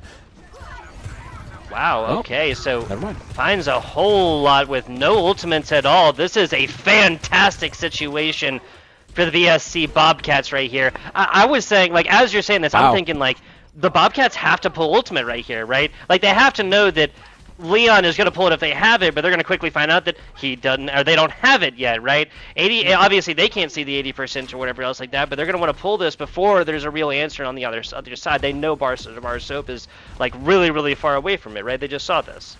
Yeah, like that's interesting because now with the Bobcats going into this, they'll get another ultimate, and still Leon doesn't have any sort of defensive. This Blizzard might even have to get used defensively for the side of Cumberland if they're going to stop this rampage of ultimates here. There's the Torvald. Too. There's Blizzard. Pantera gets caught up in it, but there's only one person really shooting on them, and that's going to be an easy decision afterwards. Whoa. Now that's brutal. Gets Pantera super low, turns him purple immediately. What a play there from Ginger. A great read. They only had the 1 or 2 ultimates to commit into that, and manually tries to skate out with a little bit of value there. But just, again, well played, just luring him into the trap and forcing a split attention on the Bobcats. Cumberland have learned how they need to win this, and that is by dividing and conquering these Bobcats and trying to force, these hero plays out of the size of just forcing these kinds of positioning errors of the Bobcats. That's going to be their key to success. Leon finally has sound barrier here to match NY, so it's kind of on manually now to push through and burst down these teams. Here we go. NY, not shook at all. NY has held onto this for like 2 or 3 minutes or so, and it makes sense for them to continue doing it when you can just get out of the way. Here comes a lot more. There's Leon. There's NY. Sound barriers all over the place. Everybody's green. That's 100 on the end and almost finds he can piece, though. That's the Torbjorn that's going to fall in this team fight. Nodi wisely takes to the high ground, just gets out of, honestly, just avoided every single Bobcats member, and everybody else turned their attention towards Robot. I mean, this is likely to cross the line for that. The Bobcats have to touch. You can't let this happen. Yeah. There's 2 meters, and Cumberland Phoenix already have a pick. They should get this across the line. Wow. Okay, so they actually take advantage. Wow. I'm thinking, especially with 20 seconds left or so, just let them take this and then actually fight this with a full 5 and just run it all the way down the other side. Like, you're already gonna have to win like a team fight and a half basically to get there, but almost to the end point. Here comes Nodi, Cumberland Phoenix freezing everybody. Pantera's the only one with a toe on. Touches it for just a half of a second, manually does, and then falls immediately. No deflect there from Peace. They find one. Purple immediately puts him down. Prota down. That is an ace. Cumberland Phoenix finds everybody and takes down map number 3. Map number 3, a Bobcats pick, by the way. This was their chance to really kind of run this back and get it going, and instead the Cumberland Phoenixes, the new kids on the block here, go to match point against a very strong Bobcat squad. I'm trying to think about and calculate, Tugboat, what really kind of happened, because while Cumberland started on this hazard dive, they really just moved into, again, this very bread and butter Junker Queen comp, and once they swapped into that comp, it was like a whole different team picked up the play here. The Bobcats just kind of didn't really seem comfortable to match that in a lot of ways. You could see that they were kind of searching for answers or kind of thinking with, what do we need to be doing to win this? But even when they were, they had ult advantages, or whenever they should have been ahead, things just kind of never really went their way. The Cumberland Phoenixes here really, really punching their way up here. Yeah, honestly doing a fantastic job. We see, I don't want to point, put blame on any one player, but no. We've seen one player. We've seen Peace over here for the Bobcats, either feast or famine, but that's always from going really, really, really far in, right? Yeah. Especially given that they played Torbjorn for like 75% of this map. There was, what we saw their perspective is they're going to try and find some kills. They have ultimate. I kind of entertain the idea a little bit. Like, do they throw it like right here, trying to find a whole lot? They kind of need the Lucia for speed boost to go in there, and then they kind of split a decision right there. And while they're doing that, the decision makes them, right? They're completely disconnected from the rest of the squad, and that's just like a perfect little piece. I feel like that we saw so frequently, because Peace also just died in these team fights so freaking often. Like, it's brutal. It's brutal. It is. It probably feels super frustrating, I think, if you're the Bobcats, because Peace is a phenomenal player. Peace has been playing at some of the highest levels most recently. Same with NY. It's so probably frustrating to look and go, we know we're good. We know we are a good team. We know we can do this. Why isn't it coming together? And I think it's it is because, a combination of Cumberland just kind of acknowledging, look, we can maybe push Peace a little bit further. We can push them out into a comfortable zone where they push, like you said, and overextend, out of position in a lot of ways. Or maybe we can catch Nenwai, maybe going a little deep, maybe trying to get a little too tricky and put pressure on our back line or on Nenwai got play of the game here on the losing squad. Let's turn the away from Lucius. I'm just kidding. I'm just kidding. No. But that's not to say, look, I agree with you, though, but because Nenwai did do phenomenal work there, but that's another player that you can catch out if they're maybe going a little deep, maybe trying to error correct for someone like Peace. And Cumberland is playing arguably more the team game as opposed to the Bobcats, who are winning the deathmatch game. So really, really kind of looking at two different styles clash of Overwatch here, and Cumberland is getting the best of it. The 100%. Like the team coordination. Yes. It's just a simple fact that again, it's feast or famine. It's a classic kind of glass cannon idea, right? Nenway on Lucio with like consistent speed boosts, right? Consistent heals on themselves. Sound barrier if the rest of the team needs it, and you happen to need it as well with all kinds of fancy footwork against walls and stuff like that. Like this is a little bit of a different story than like a Lucio or than a Genji, diving like way in, and then now that's on cooldown. They only have their deflect afterwards, right? Like you either gotta go forth, ultimately take a nano afterwards, right? Like pull your blade, get a nano afterwards, or something like that. And this can just be as simple as like, hey, I'm diving in, like I'm going, I'm using my dash to get in there, to rely on getting a pick to go forth and then dash back out if I need to. But at a certain point, if it doesn't work, you just have to go forth and switch. And we saw Peace play over on the May, and that was fantastic. No, that wouldn't have been quite as like cohesive with the rest of their team comp. I'm just kind of spitting ideas right here because going in and just consistently diving like that, like without the support that they needed to go forth and really excel is just not going to work right here. And now we see the BSC Bobcats take map 1, win nothing since, and now they find themselves on match point. Yeah, and the consolation prize is the pick as we go to Flashpoint. We did get a pick of Suravasa. There's only 2, so this is kind of one of the exceptions where there's not necessarily a ban where loser will just get to pick from one of the 2 maps.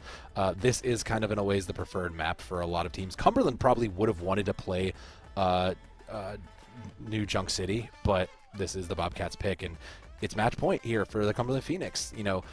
We kind of talked about how Cumberland really needed to make a statement, come up here and punch hard against a team like the Bobcats who had phenomenal runs across multiple leagues, and they're making a case for themselves here. They are showing that they deserve to be here in T1. They're going to run their Junker Queens comp, which has been so successful so far, and the Bobcats are eyeing this Orisa comp now. It did find some success in other maps. I'm not sure that I'm sold on it. We'll see what Peace goes to after the initial teleport. It's probably going to be the Genji, if I had to guess.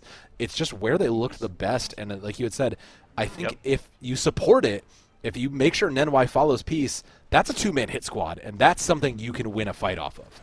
Well, the thing is that Lucio's AoE is big enough to support both, but then it's just kind of like that third step, like, okay guys, I'm gonna be playing right here on this pillar, on this like very, very edge of point, like wherever that may be, right? It just requires the coordination. The good news really, Sam, is that that's like relatively easy to coordinate.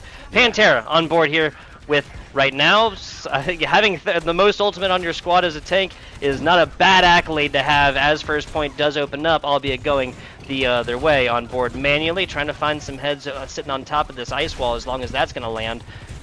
Now just has to like spray it right here and let Pantera back up. This is a little bit of a regroup and probably come in a different angle. I mean, we're kind of just running it down mid right now. And Cumberland did get a cap, but the Bobcats are going to clean it up here with that DPS line, putting the Rusher in to be about 40% for the Phoenixes. And again, these slower kind of moments really do favor the Bobcats comp. It gives Peace a chance to get in on an angle and find a pick. It allows manually a chance to build rails and hit it. Whereas the Cumberland, they just need to get an isolation. We're back with Nodi on this May, and those isolations are so important to hit. So making sure they move as that full 5 unit is really going to be what gives them success here.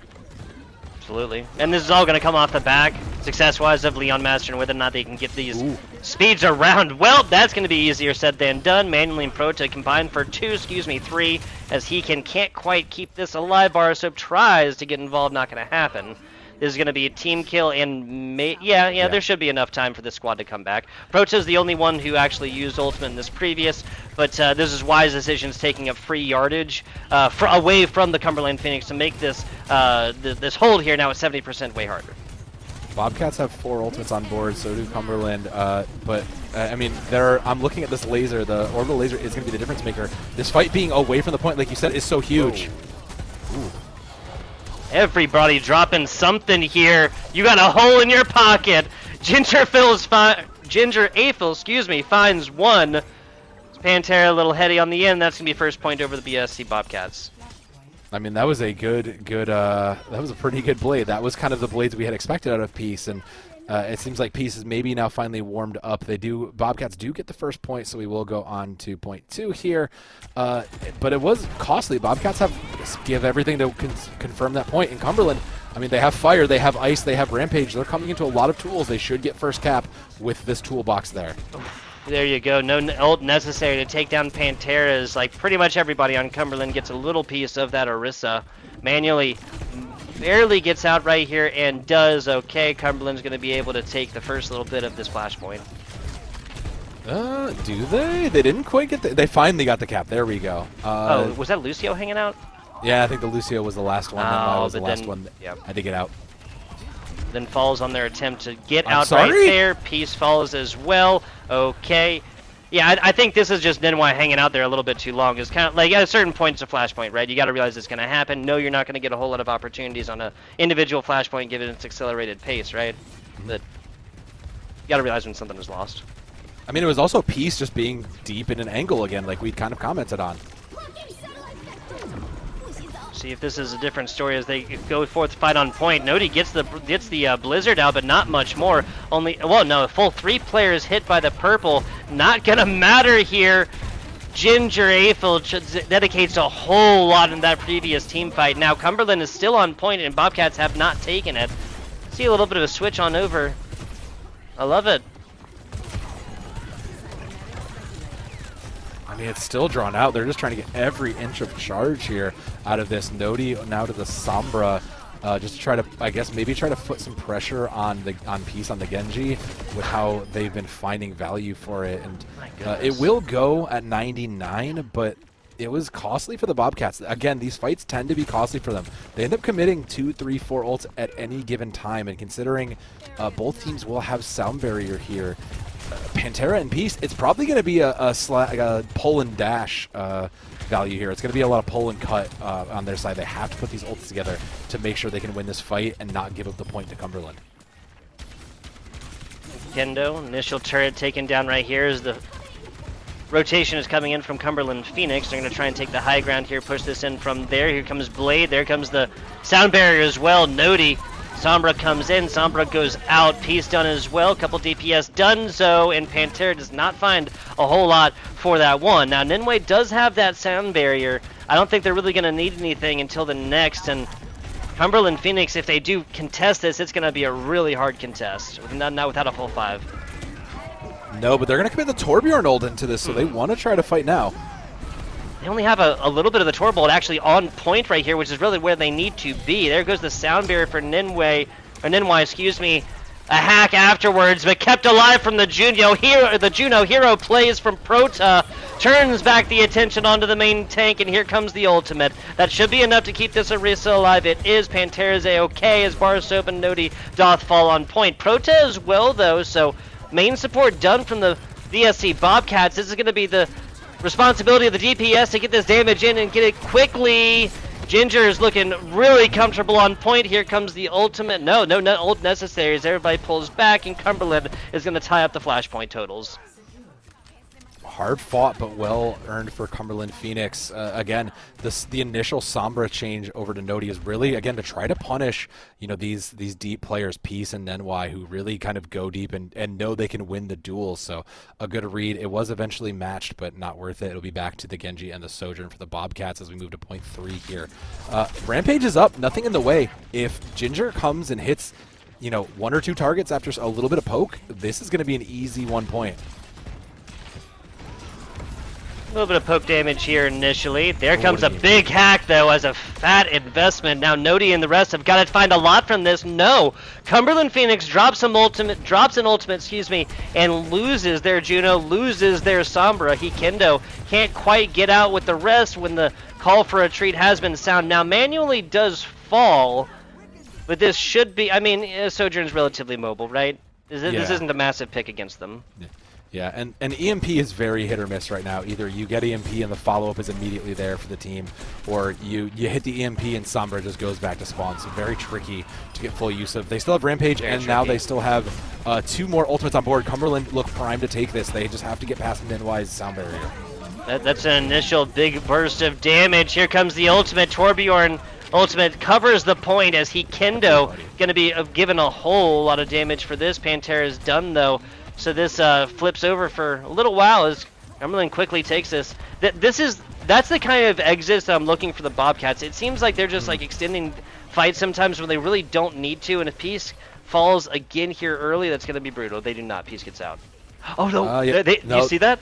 They over the top. No, gets punished for it. This is what you'd said. They get Peace and Nenwai. Again, just kind of stick around a little too long, think maybe I can win the fight and turn it here. And suddenly they get punished for it, and it falls apart because Cumberland Phoenix are responding to the team, and now suddenly you see it. He can just pulls out the hammer even! Oh, that's disrespectful! Love it.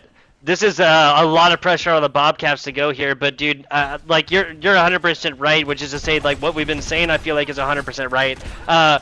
They could not have known the Peace actually did get away from them, like he did shake them. They did not know where they were, but once Nenwai comes in there, it's basically like just a huge flare in the sky, like, hey, here's where he's at. Manually, here's where they're at now. 2. Is this going to be enough? It's not going to matter. They don't fight on Flashpoint, right? Like, that was so exciting initially, and then just nothing. What a roller coaster, Tugboat. I mean, Cumberland Phoenix, one more sub point here to close this out. We are coming into point 4, and I mean, Ginger still, I think this is still the same Rampage, actually. I don't think we ever committed it. I think, so this is still available. I know they did on point 1. I'm pretty sure they did on point 2 because they never needed, they never needed to. Interesting stuff, so we're on Flashpoint, match point, the whole 9 yards. Here it comes, but that's, how interesting, right? They lose 2 players and then and still invest the Rampage. I don't know, man. I mean, you caught 3, but I think it was all kind of snap decisions here, so the Bobcats will benefit from that. I was kind of hoping we'd put that with Bar of Soap's laser, but that was not to be. Pantera also picked up the Joker Queen in the middle of that rotation as well, so trying to match this comp a little bit more. So it's going to be hard, though, with the EMP and the Orbital Ray on. Pairing these 2 together is going to be a little bit tough, but Nodi needs to throw this EMP and get out alive. If Nodi gives their life for this, it's just immediately a tougher fight. DPS, the only difference in these team comps as of right now, a couple hacks attempted. Is this free real estate? Yeah. Ikendo falls from Peace's efforts, but Pantera's done as well. Bobcats fighting this without a tank to be spoken of. That's really, really tough investment, but Ginger does fall right here. Ninwai just doing Ninwai things, my friend. I mean, look, Ninwai is good at the DJ hero. It's very true, but again, the team play of Cumberland Phoenix just looks crisper. They still have EMP. They still have this, and they're gonna get the hack and virus immediately. Nodi putting pressure on. Here comes fat EMP, but doesn't matter. Frota immediately. Now that is going to be a flip over right here, so that's not going to be an immediate take and tying factor from the VSC Bobcats Flashpoint ways. Ninwai falls in the thick of things here, just trying to get back with the rest of their squad. Hacking and slashing from these 2 Junker Queens. Leon Master following faster than we can almost find right there, but manually with a cool head and cooler trigger finger finds the pick and secures the Flashpoint, tied map 4. We had talked about this in game 1 on Control, how it went the full distance and it was close, and here we are again. 0.5 in a deciding map here. It's going to come down to Peace's Blade. They will have Nenwai's barrier to back it up and Prota's Orbital Ray, but that doesn't necessarily mean they're going to get the full value out of it. If the Cumberland just kite it well, they should be able to win this. Well, never mind. He used to flex and then dashes in the middle of 4 different players. Just Never mind. calling it like I see it. 5 seconds till the splash point opens up right here. Nice initial here. Ginger's not getting as much support though. There's a nice wall to kind of section this one out, and that's a free take onto the Bobcats, and they do this without a large source of damage. There comes the Reckoning. Ginger gets that and hits 1, 2, 3 it looks like, but with a sound barrier to boot, that's going to be enough, and immediate just shut down right here. We're watching a comeback of the VSC Bobcats. Again, we had kind of, you know, question if they were just the mag. We had kind of, you know, look, Cumberland had put up a great fight here, but the Bobcats have decided, you know, it's too close for comfort now. We need to crank it up to 11, and they have been fighting to do so. They'll still have both of the DPS ults here, and Manually has been shooting incredibly well. Let's not ignore that. Manually has clicked so well on this Sojourn that, you know, those rails, this overclock is a threat alone. Here comes another blade. That's a lot invested, and a fantastic job from Leon Master to speed everybody out, but it's all going to be for naught. When you turn that much attention towards it, because they're also like grouped up right there, it's going to be really easy for the other players who are not blading to still get picks and get damage. And 92, 93%, don't think this is going to be enough. Wow. Yeah, no, especially we're not we're not close to fight here. We're not. Yeah. They also took those fights off the map, so Bobcats stay alive for now and bring us to the full 5 tugboat. And I don't know if that's where we thought we were going to be, but we knew it was going to be a good game going into this, and it surely has been nothing if not that. It gave Peace a chance. The classic dash to the sky and screaming as you're coming down, pulling out blade. I love it. I believe this was first team fight. Yeah, one of the first ones. Nice. Love it. Yeah, I mean, Cumberland just kind of, again, they looked good on this comp. It just seems like, again, we just maybe weren't able to fully capitalize, because we saw moments, again, where Peace or Nenwai would go a little too deep, maybe get a little too out of position, and then it seems like maybe someone like Pantera just pulled the reins. I'm like, guys, come back. We can't have you making hero plays. We need to win this. We need to play as a team. And that was really kind of what it felt like, because Cumberland really couldn't capitalize on it. Even though they tried to bring in the Sombra to do so, to try to punish Nenwai or Peace or Pantera, you know, it just seemed like the Bobcats were just able to kind of, you know, pull in all the horses and get the carriage back on track. Yep. I love the P switch on over to the Sombra. What I want to talk about though is Prota, right? We saw Prota like literally full take an entire point offensively by themselves. Like they had support there, but their other teammates just weren't hitting shots. Like just plain and simple, right? Prota like literally finished and got most damage on 2 of those players. Finished the 3rd right there, and well, we don't have 6v6 anymore, right? Taking down 3 out of 5. Pretty darn good. Big shout out to Prota right there. I think that the big difference here is that the big dive set up by Peace and supported by the Nenwai, excuse me, I keep messing that up, were more successful now, because the way this Juno player was playing was just a little bit more attention focused towards them, a little bit more of that healing, and that's why these were able to go forth, and why the Lucio was able to stay alive. Lucio stays alive. The Genji stays alive a little while longer. That was really, in my opinion, a big deciding factor outside of the other DPS, man. The Sojourn there, Cool Hand Luke is what I called him, and and I just feel like they did a great job. Just absolute Statue of Liberty play, holding the ground, getting shots out and getting damage. Yeah, I mean, the Bobcats were firing on all cylinders. I agree completely. You explained it perfectly. Like every single player really just showed up to and contributed to this all. Prota had, you know, we'd been kind of quiet on them because they had just been doing their job and doing the best we can, while Peace and Nenwai are making flashy plays on them. But really, like you had said, Prota just, you know what, I'll send in a laser, do it myself. Really did deserve it. But you know, Cumberland Phoenix, now they'll have a map pick after a break, so you know they have a chance to swing this back in their favor. Yes, sir. Week 1, game 1, or first match, excuse me. Week 1, match 1 here for the NECC. We'll continue. Short break here as we go to map 5. Best of 5 boiled down to a best of 3 boiled down to a 1 and done here between the BSC Bobcats and the Cumberland Phoenix Squad A. Back with you guys in just a minute. What do you make of this up here? Just showed up in the yard a couple days ago. Is a dog been digging in there? I don't think so, dude. That goes way down in there.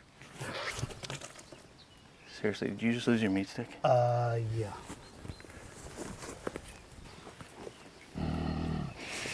Oh, no. There's something in there, dude. Just leave it. Are you kidding me? We'll just head to the house. Just leave it. The hell with that.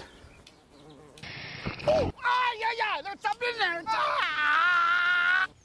Want one? Yeah. Thank you. It was worth it.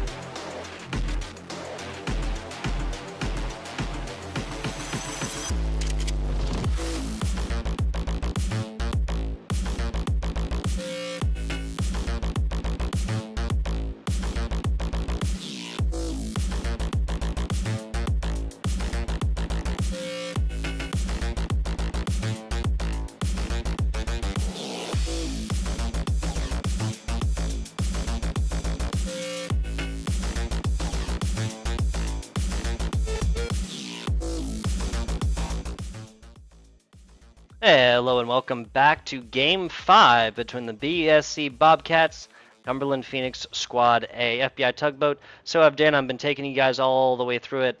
Fantastic stuff, fantastic stuff. Yeah. Week 1, Match 1 has not failed to pay off, so I've No, I mean, this is, we always love to say we want to start off with a banger, and we are getting that. We're getting the full 5 here as we go back. We saw our hybrid earlier in Game 2, so that means we will be going over to our full escort here for Game 5. With the promised land, we were hoping we'd get here, and we did, Tugboat, and we get to see an incredible banger. We get to see Havana, of all places. Not one that a lot of teams want to go to, but this is the Bobcats, this is the Phoenix's pick, considering they lost the previous map. So they want to take us to a long-range Havana. Yes, sir. Loser the previous map picks here. That was the Bobcats banning Shambali, picking Havana. Like you said, a little bit of a different pick, but gotta say, well, I mean, Midtown isn't an off-meta pick or something crazy like that, right? But at the end of the day, it was a little bit surprising. Well, we see right here what the real end result of that was, right? 3-0 there for Cumberland. Perhaps this is off the back of just having practiced different maps a little bit more. I mean, I have to imagine this is a calculated pick. If we're looking at what are the most popular maps by teams and players for a mode like Escort, I would say this is probably not on one of those. This is probably not on the list. I do have a little bit of concern, though, Tugboat, especially coming off of Cervaso, where we just saw manually on that Sojourn just put on an incredible clinic on that map, just shooting, clicking heads, hitting all those rails. And this is a lot of long, narrow sight lines. So I'm so curious to see how this pans out, because this is really Manuely's bread and butter of a map. It really is. And we saw them pop off completely there. We were talking about the Sojourn plays. We got a perspective of them getting hardcore pushed by a literal flying Lucio. Could not have moved faster if they put wings on him, right? Yeah. And Manuel is still standing strong and returning and taking the pick, then moving to point, then finding even more after that. And that's the kind of just, again, cool hand Luke. I think it's the best way to describe it, right? Yeah. Cool under pressure, does not matter, doesn't get to them, right? Yeah. Manually comes back with the rest of the squad, takes point. That was the second of the BSC Bobcats, and they would go on to completely roll pretty much the third flash point. Up until that, it was pretty back and forth, and I'm really interested to see how this Game 5 does end up. Yeah, I'm really curious, because this is, again, it feels a calculated pick, but it also feels like this plays very well into Manually. So the Manually versus who's going to take this matchup versus Manually? Because I assume it's probably going to be either a Sojourn, maybe a Widow, kind of a heads up here. And I'm looking I feel like it has to be Nodi. Heken has been playing very well on that flex support slot, but Nodi has been playing, a little bit more flexibly, and we've kind of seen them attempt to take those matchup. So I'm wondering if it's going to be maybe like a traditional hit scan. Heken is going to be the one that's going to try to match it there. We'll see if that stays. But the rest of the pieces are the same for Cumberland. It's small adaptions, and that is the right lead. Bobcats here, they're going to play. Look, this is their comp they're comfortable on. The question is, are they going to take the full hold? Traditionally, you do take this very front hold by the gas station just to burn time off and then take a fight as we get closer to end. And it looks like they are going to set up for this. So the Cumberland, I think they're going to predict this coming, and we'll see this how much work this Bastion May combo gets done quickly. Yeah, the entire idea, cutting off lines of evacuation, pouring on damage in big burst forms, as much as you can from Heken there. Now, but I'm not against this forward hold as well, though. The idea, of course, is just getting out while the getting is good. Wasting as much time as you can.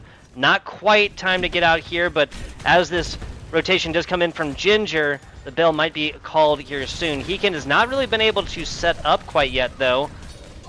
Absolutely being an absolute menace. There's Peace as they find one, get out, and here comes a mild rotation. No need for it quite yet. No. Little Ramacha on Junker Queen action. Nodi falls as well. We predicted Manually was going to pop off. Well, what do you see before your eyes? I actually forgot they stuck that that kind of opening window up there to provide another means out against this. Heken over now to the Cassidy. Again, just a little bit more raw power. They'll come out wide here and try to take it, but it's a tough choke point to get out of, and Nodi falls dangerously low. So the Bobcats coming into these ultimates very quickly, likely to hold this out again. There's the wall behind. Pantera trying to get out. Rotating the blocks and punches as they can. There's a little bit of a farther projected barrier here, and he can just sitting in the back trying to pour out damage as best they can. It's going to be the deflect, the classic Genji deflect to take down the Bastion. Gotta love to see it. Yeah, I mean, again, I don't hate the Bastion as a pick here. It's going to be the Mauga to come in. Again, just more raw sustainability and raw damage to come out. But, I mean, Bobcats are coming into 4 of their ultimates. There as everything there. Again, punishing that Bastion. Great recognition from Peace. This was a bad decision there from Ginger. The communication had to come through from other door. They're like, hey, we're not even able to come out from this, may or not, right? Cannot push into that afterwards as the Mauga. That's just so much healing that you're giving over ultimate-wise. And now we see, okay, so Manuel actually did pull this earlier. That's probably off the back of how they were able to get this. There's a couple of swipes, and they're literally spawn door camping as of right now. Yeah, I mean, it's worth noting that Cumberland did get a pick initially, so once you get that pick, it does work their way. But they are committing into this, though. The Bobcats, they are committing into this hold, and it's still relatively working, even though they have the further respawns. They're burning off so much time, and they feel like they are able to commit ultimates into even doing so. They did burn a good chunk of time off the clock, but now they go into this next fight about even. So that advantage they gained from the ultimates now kind of burned off just to get those couple minutes off the clock. Yeah, it's almost like a philosophical question. How much ults, like, percentage-wise, total charge you want to dedicate in to seconds taken off a clock and whatnot? Well, what a fantastic start. Heekend needs no ultimate charge to get that one on. They're going to have their sights on as laser comes down from the heavens. Infrasight initiated, but NY catches them on the rotation. Leon and Heekend both taken down. Now manually deleted, but as long as this goes on for another 10 seconds or so, we'll see manually back here soon. There's slides in more, get them close. Prota falls throughout the thick of things as Nodi is going to be a trade. Ooh, good knife. Catches Peace there. Could finish that out, but manages to get away. Under the minute mark now, and Cumberland don't really have a lot of ultimate. It's going to be the Rampage for Ginger coming in against Pantera's Annihilation. So who this falls onto is going to be so important. This Rampage is going to just hit a lot. Ooh. It's 2 of them right there, but it is the tank on the other side, and is manually as soon as they pop ultimate as well. Another trade. Bar of Soap, some main support for a source of damage. I'll take it. Prota done as well, so really the main source of healing and the main source of damage for the Bobcats done. Cumberland should be able to take this relatively easily. Not like this. No! Okay, so the Ramatra comes back but just gets booped off. They're going to open it up regardless, and yeah, just about 3 minutes of time will be the reward. I mean, Cumberland was a little deep on that right side street there. I was a little concerned that maybe we missed our window to close it out, but they kept it alive. 2 minutes and 30 is what's left there. They did get every ult out against the Bobcats, though, so now with Nodi's Blizzard and nothing in the way for it, again, Nodi has been good on these Blizzards. Just catch one out, catch Pantera, and this is a one fight. There's nothing to stop it. They really need to, the Bobcats really need to make sure that Nodi gets punished early if they want to put a stop here. And they had this is where the ult tracking really, that rubber meets the road, so Abdanum, you gotta realize this one. But now with New Y, with Ultimate, this is just a completely different story and the difference of a single percentage point. Oh, what a poop. When NY comes in, gets every single person with the sound barrier, and as that all of that time, all of that attention there from Nodi was dedicated, Peace turns what should have been a pick from, 2 different ultimates into just a single trade. They stick. Cumberland is holding on to this for now. Yes, particularly in the back of Heekend. Blade from Peace, though, catches Leon, and I think that's all they're going to be able to get. That's just the Joker Queen there. Goes in and gets a little greedy and gets punished for it, so Cumberland still gets that. But they're going to be a quicker fight back. Wow.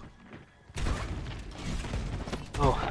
Excitement got me sneezing, so Abdanum looks like No, they wall that off. Oh, no, they don't get the value. Okay, I was gonna say, alright. So yeah, just dedicate all the damage into one little slice right there, breaks through, but this is a lot easier said than done. Manually finds one, and then the Rampage afterwards gonna be enough. This should be enough to hold on to this until NY Pantera. The question just got a lot more tricky. Peace finds it, full team wipe, Bobcats hold on, so Abdanum.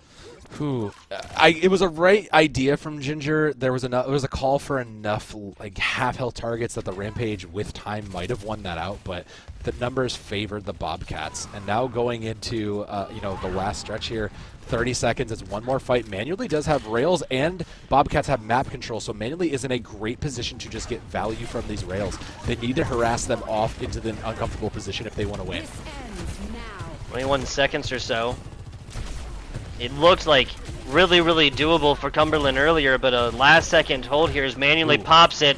Akindo, no more. Tracer going to be available right here, and just like literally just sliding like all around the ground, gets back up and finds another one, like finding lint in their pocket. Manually has done everything in a bag of chips to keep this hold alive, and Cumberland's going to exit their assault phase with 1 point.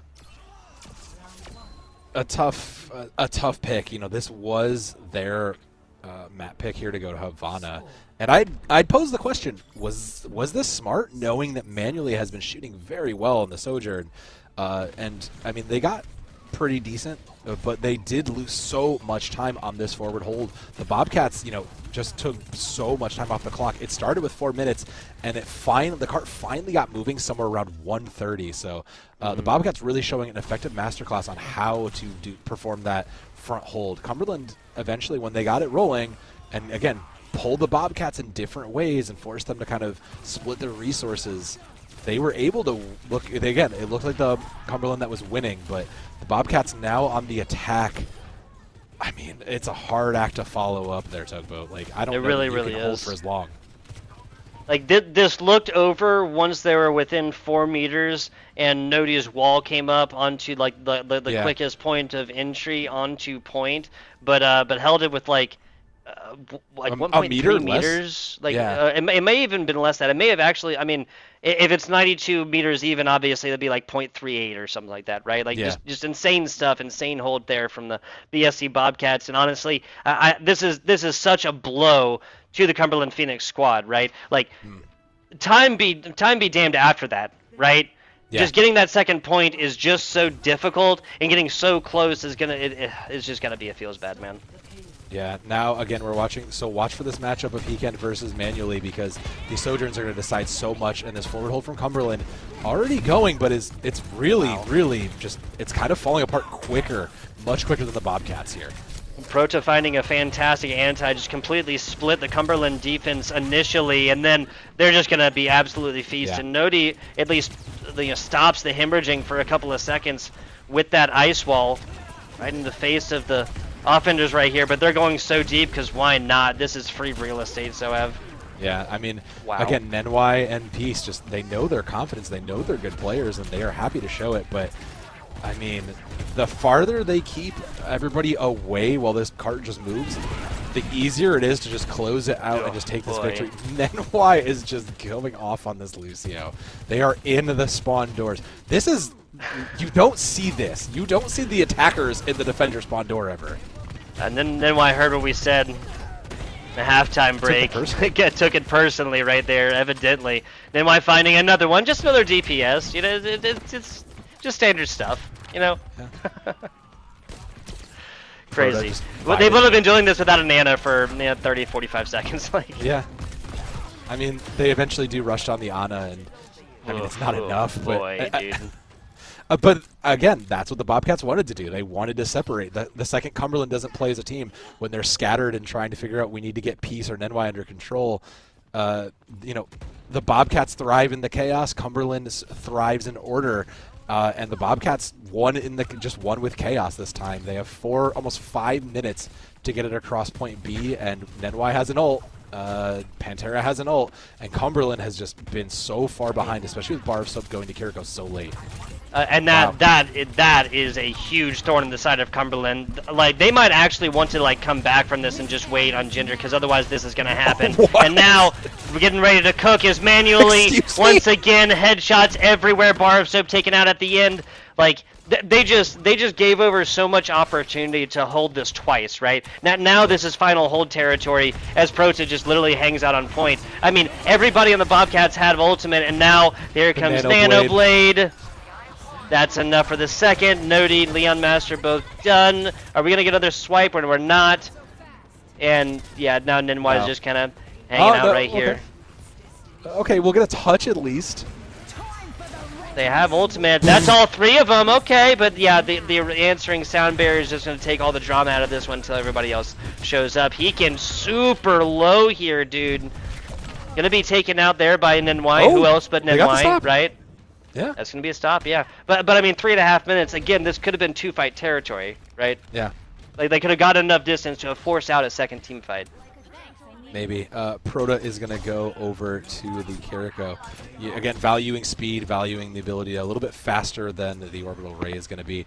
Leon is holding on to sound barrier. It's the only thing that goes on. So longer fight or a quick advantageous, like aggressive take from Cumberland, it works. But if the Lucio gets caught out in Narnia, it's over and Leon's gone. That's an initial pick taken from the BSC Bobcats at both of their first 2 attempts so far. Now their first attempt kind of fizzled out a little bit. That was off the back of a lot of ultimate usage though, and nowhere near the same amount of ultimates are in line for Cumberland, and Leon decides not to pull sound barrier in the most crucial of times. That's going to be about a half-second hold, not going to matter. A boop from the other Lucio is going to push them up into the air, and the Bobcats take it in 5. A very different look, really kind of leaves us a lot to consider going into the future weeks here, because that was a very, very dominant run from the side of Bobcats, from the Bobcats on Cumberland's pick. What do we take away from this, Tugboat? Because this was a very, you look at maps and, Cumberland had a phenomenal Midtown, but, Bobcats dominated on Havana, so there's a lot of very up and down. It really does kind of look like these teams, have their moments and have these places where they really do shine. Cumberland put on a phenomenal effort here, but the Bobcats just, again, showing us why they are such a high-ranked team. Really are. 4th in their Division 1 playoffs last year. Fisher, the main squad of Fisher, obviously Fisher has multiple squads, one of them will be playing in just a second. But still, getting all the way up there, taken down by Fisher. Cannot complain about that one. Cumberland, for their first match in Division 1, I think they could be very, very happy about this. There's not very many mistakes or things that I'd say that they really need to improve upon so of Denim. Outside of maybe just, it's like the art of war, right? Never interrupt your enemy when they're making a mistake. And if they turned 5% more of their attention onto Peace and onto Ninway when they were going just so freaking deep, they would have found even more value from this, and they would have started even more team fights at a 4v5 or even a 3v5 ideally. That is just, even the best teams fighting at those kinds of odds, just not going to happen. Yeah, there is a moment for when you need to be passive or when you kind of need to accept that. Like you said, you can punish a team like this. So it's interesting. I think this was a great, like you said, a great entrance point for the Cumberland Phoenix. This was their first step, dipping their toes into T1. And I think when you look at this is your first opponent, I think that's a very, very good showing. Like you said, nothing to be ashamed of. A lot of good tape to watch back and kind of look and say, what can we do going into our next week? So just a very, very good matchup across the board for both teams. It really was. Different heroes played by pretty much every individual. Yeah. I mean, we had pretty much the set Lucio roles. That doesn't surprise me at all whatsoever, given the role of Lucio and so many of current really meta picks and whatnot like this. But outside of that, everybody seemed to play their role really well right here. And I mean, main support tank obviously was all across the place. I mean, I think we saw 3 different maps with 3 different tanks played at individual times. I think the flashpoint was pretty much the same the entire time, right? Yeah. Pretty much the Junker Queen, Yeah, but that's, again, once you find what's working, once you find what's comfortable, you have to stick to what works and what's good. So, but the flexibility, I think, as you were saying, is super good. The flexibility is so important for these teams. Absolutely. There's really not one single thing I could go and put my finger on and say oh, we need to improve upon this more. Just do more of this. Really, for both of these squads. I mean, outside maybe the second map, right? Cumberland just took it in every way, shape, and form. That Midtown, they really did stamp their names all across the city, right? That's a map I would look back on and more so look at as these are things that we want to recreate instead of necessarily work on. So I agree with you. Again, a lot of good tape to study for both of these teams. And, we were treated to a banger for map 1. The second match tonight has a lot to live up for, Tugboat. That's what they do. Fisher Navy. I believe this is going to be the third or maybe even fourth Overwatch squad that Fisher obviously fielding within the NECC, taking on Texas A&M White, one of their multiple squads as well. We'll be starting that one after a short break and back with you guys. FBI Tugboat and so have Dan. I'm Will here for the NECC week numero no.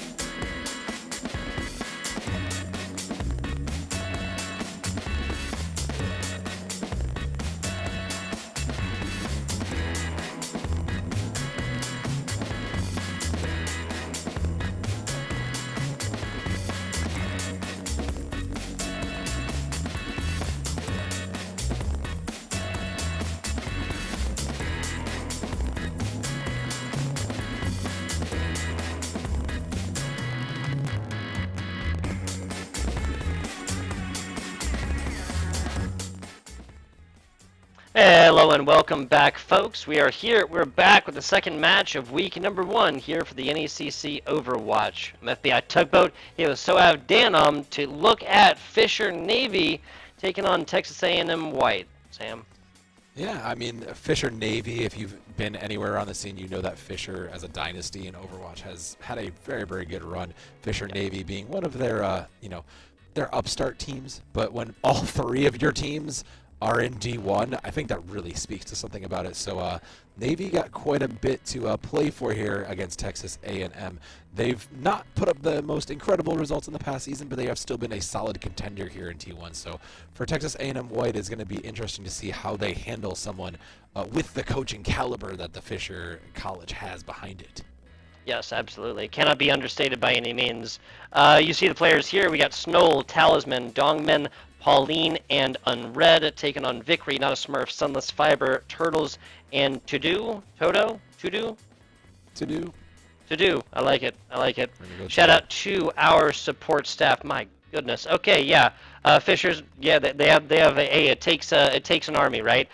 Avani, Dry Eyes 345, Point, The Paradox Muse, and Wiz 6174, the coaching staff there for Fisher Navy. Taking a look over Texas A&M. Big shout out to Riptide, coach manager here. That's what's listed on the website for the side of Texas A&M. As we all know, success does not happen solo dolo. Takes a team, right? So big shout out to our coaching staff. Yeah, and that a lot of that coaching staff isn't just just for Fisher Navy, mind you. That is also Correct. A lot of those are doing, the Fisher main squad, the Fisher esports squad, and Fisher White. So, you might be on the Navy squad, but you are getting the full kind of Fisher experience in that regards. But I mean, Texas A&M, even as we're looking at the lobby and loading in, there's a lot of additional members on that team. So, it takes a village to sometimes do this in a lot of ways, like you said, between the coaching and the players. But we're going to see which of these 2 villages in Texas and the Northeast apparent will come out on top here. And map 1 has been decided. Unsurprising to anybody in the world, it is Lijiang Tower. Lijiang Tower. Let's see it. It's classic.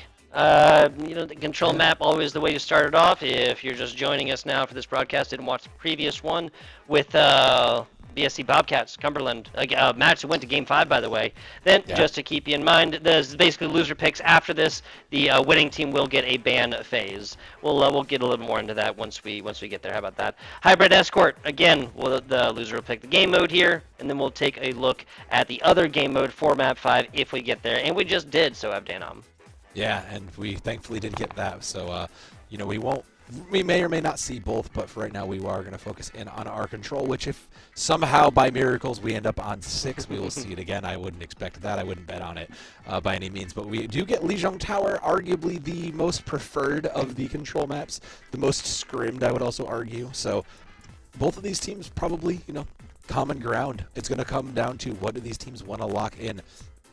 We're seeing the meta really kind of revolve initially around this hazard, but a lot of teams are finding a lot more success with these brawl comps as we're kind of seeing even in Tier 1. So, this is not the inflexible meta we had seen when we were looking at, had to play Maga, had to play Juno. We're finding a lot of flexibilities, and it's worth noting there's no bans, so the only character is unavailable is Ashe, so everything is on the table. Yes, worthwhile to note. Ashe obviously gonna have to experience a little bit of a bug fix and whatnot when she returns to the squad. We'll definitely see her on some maps.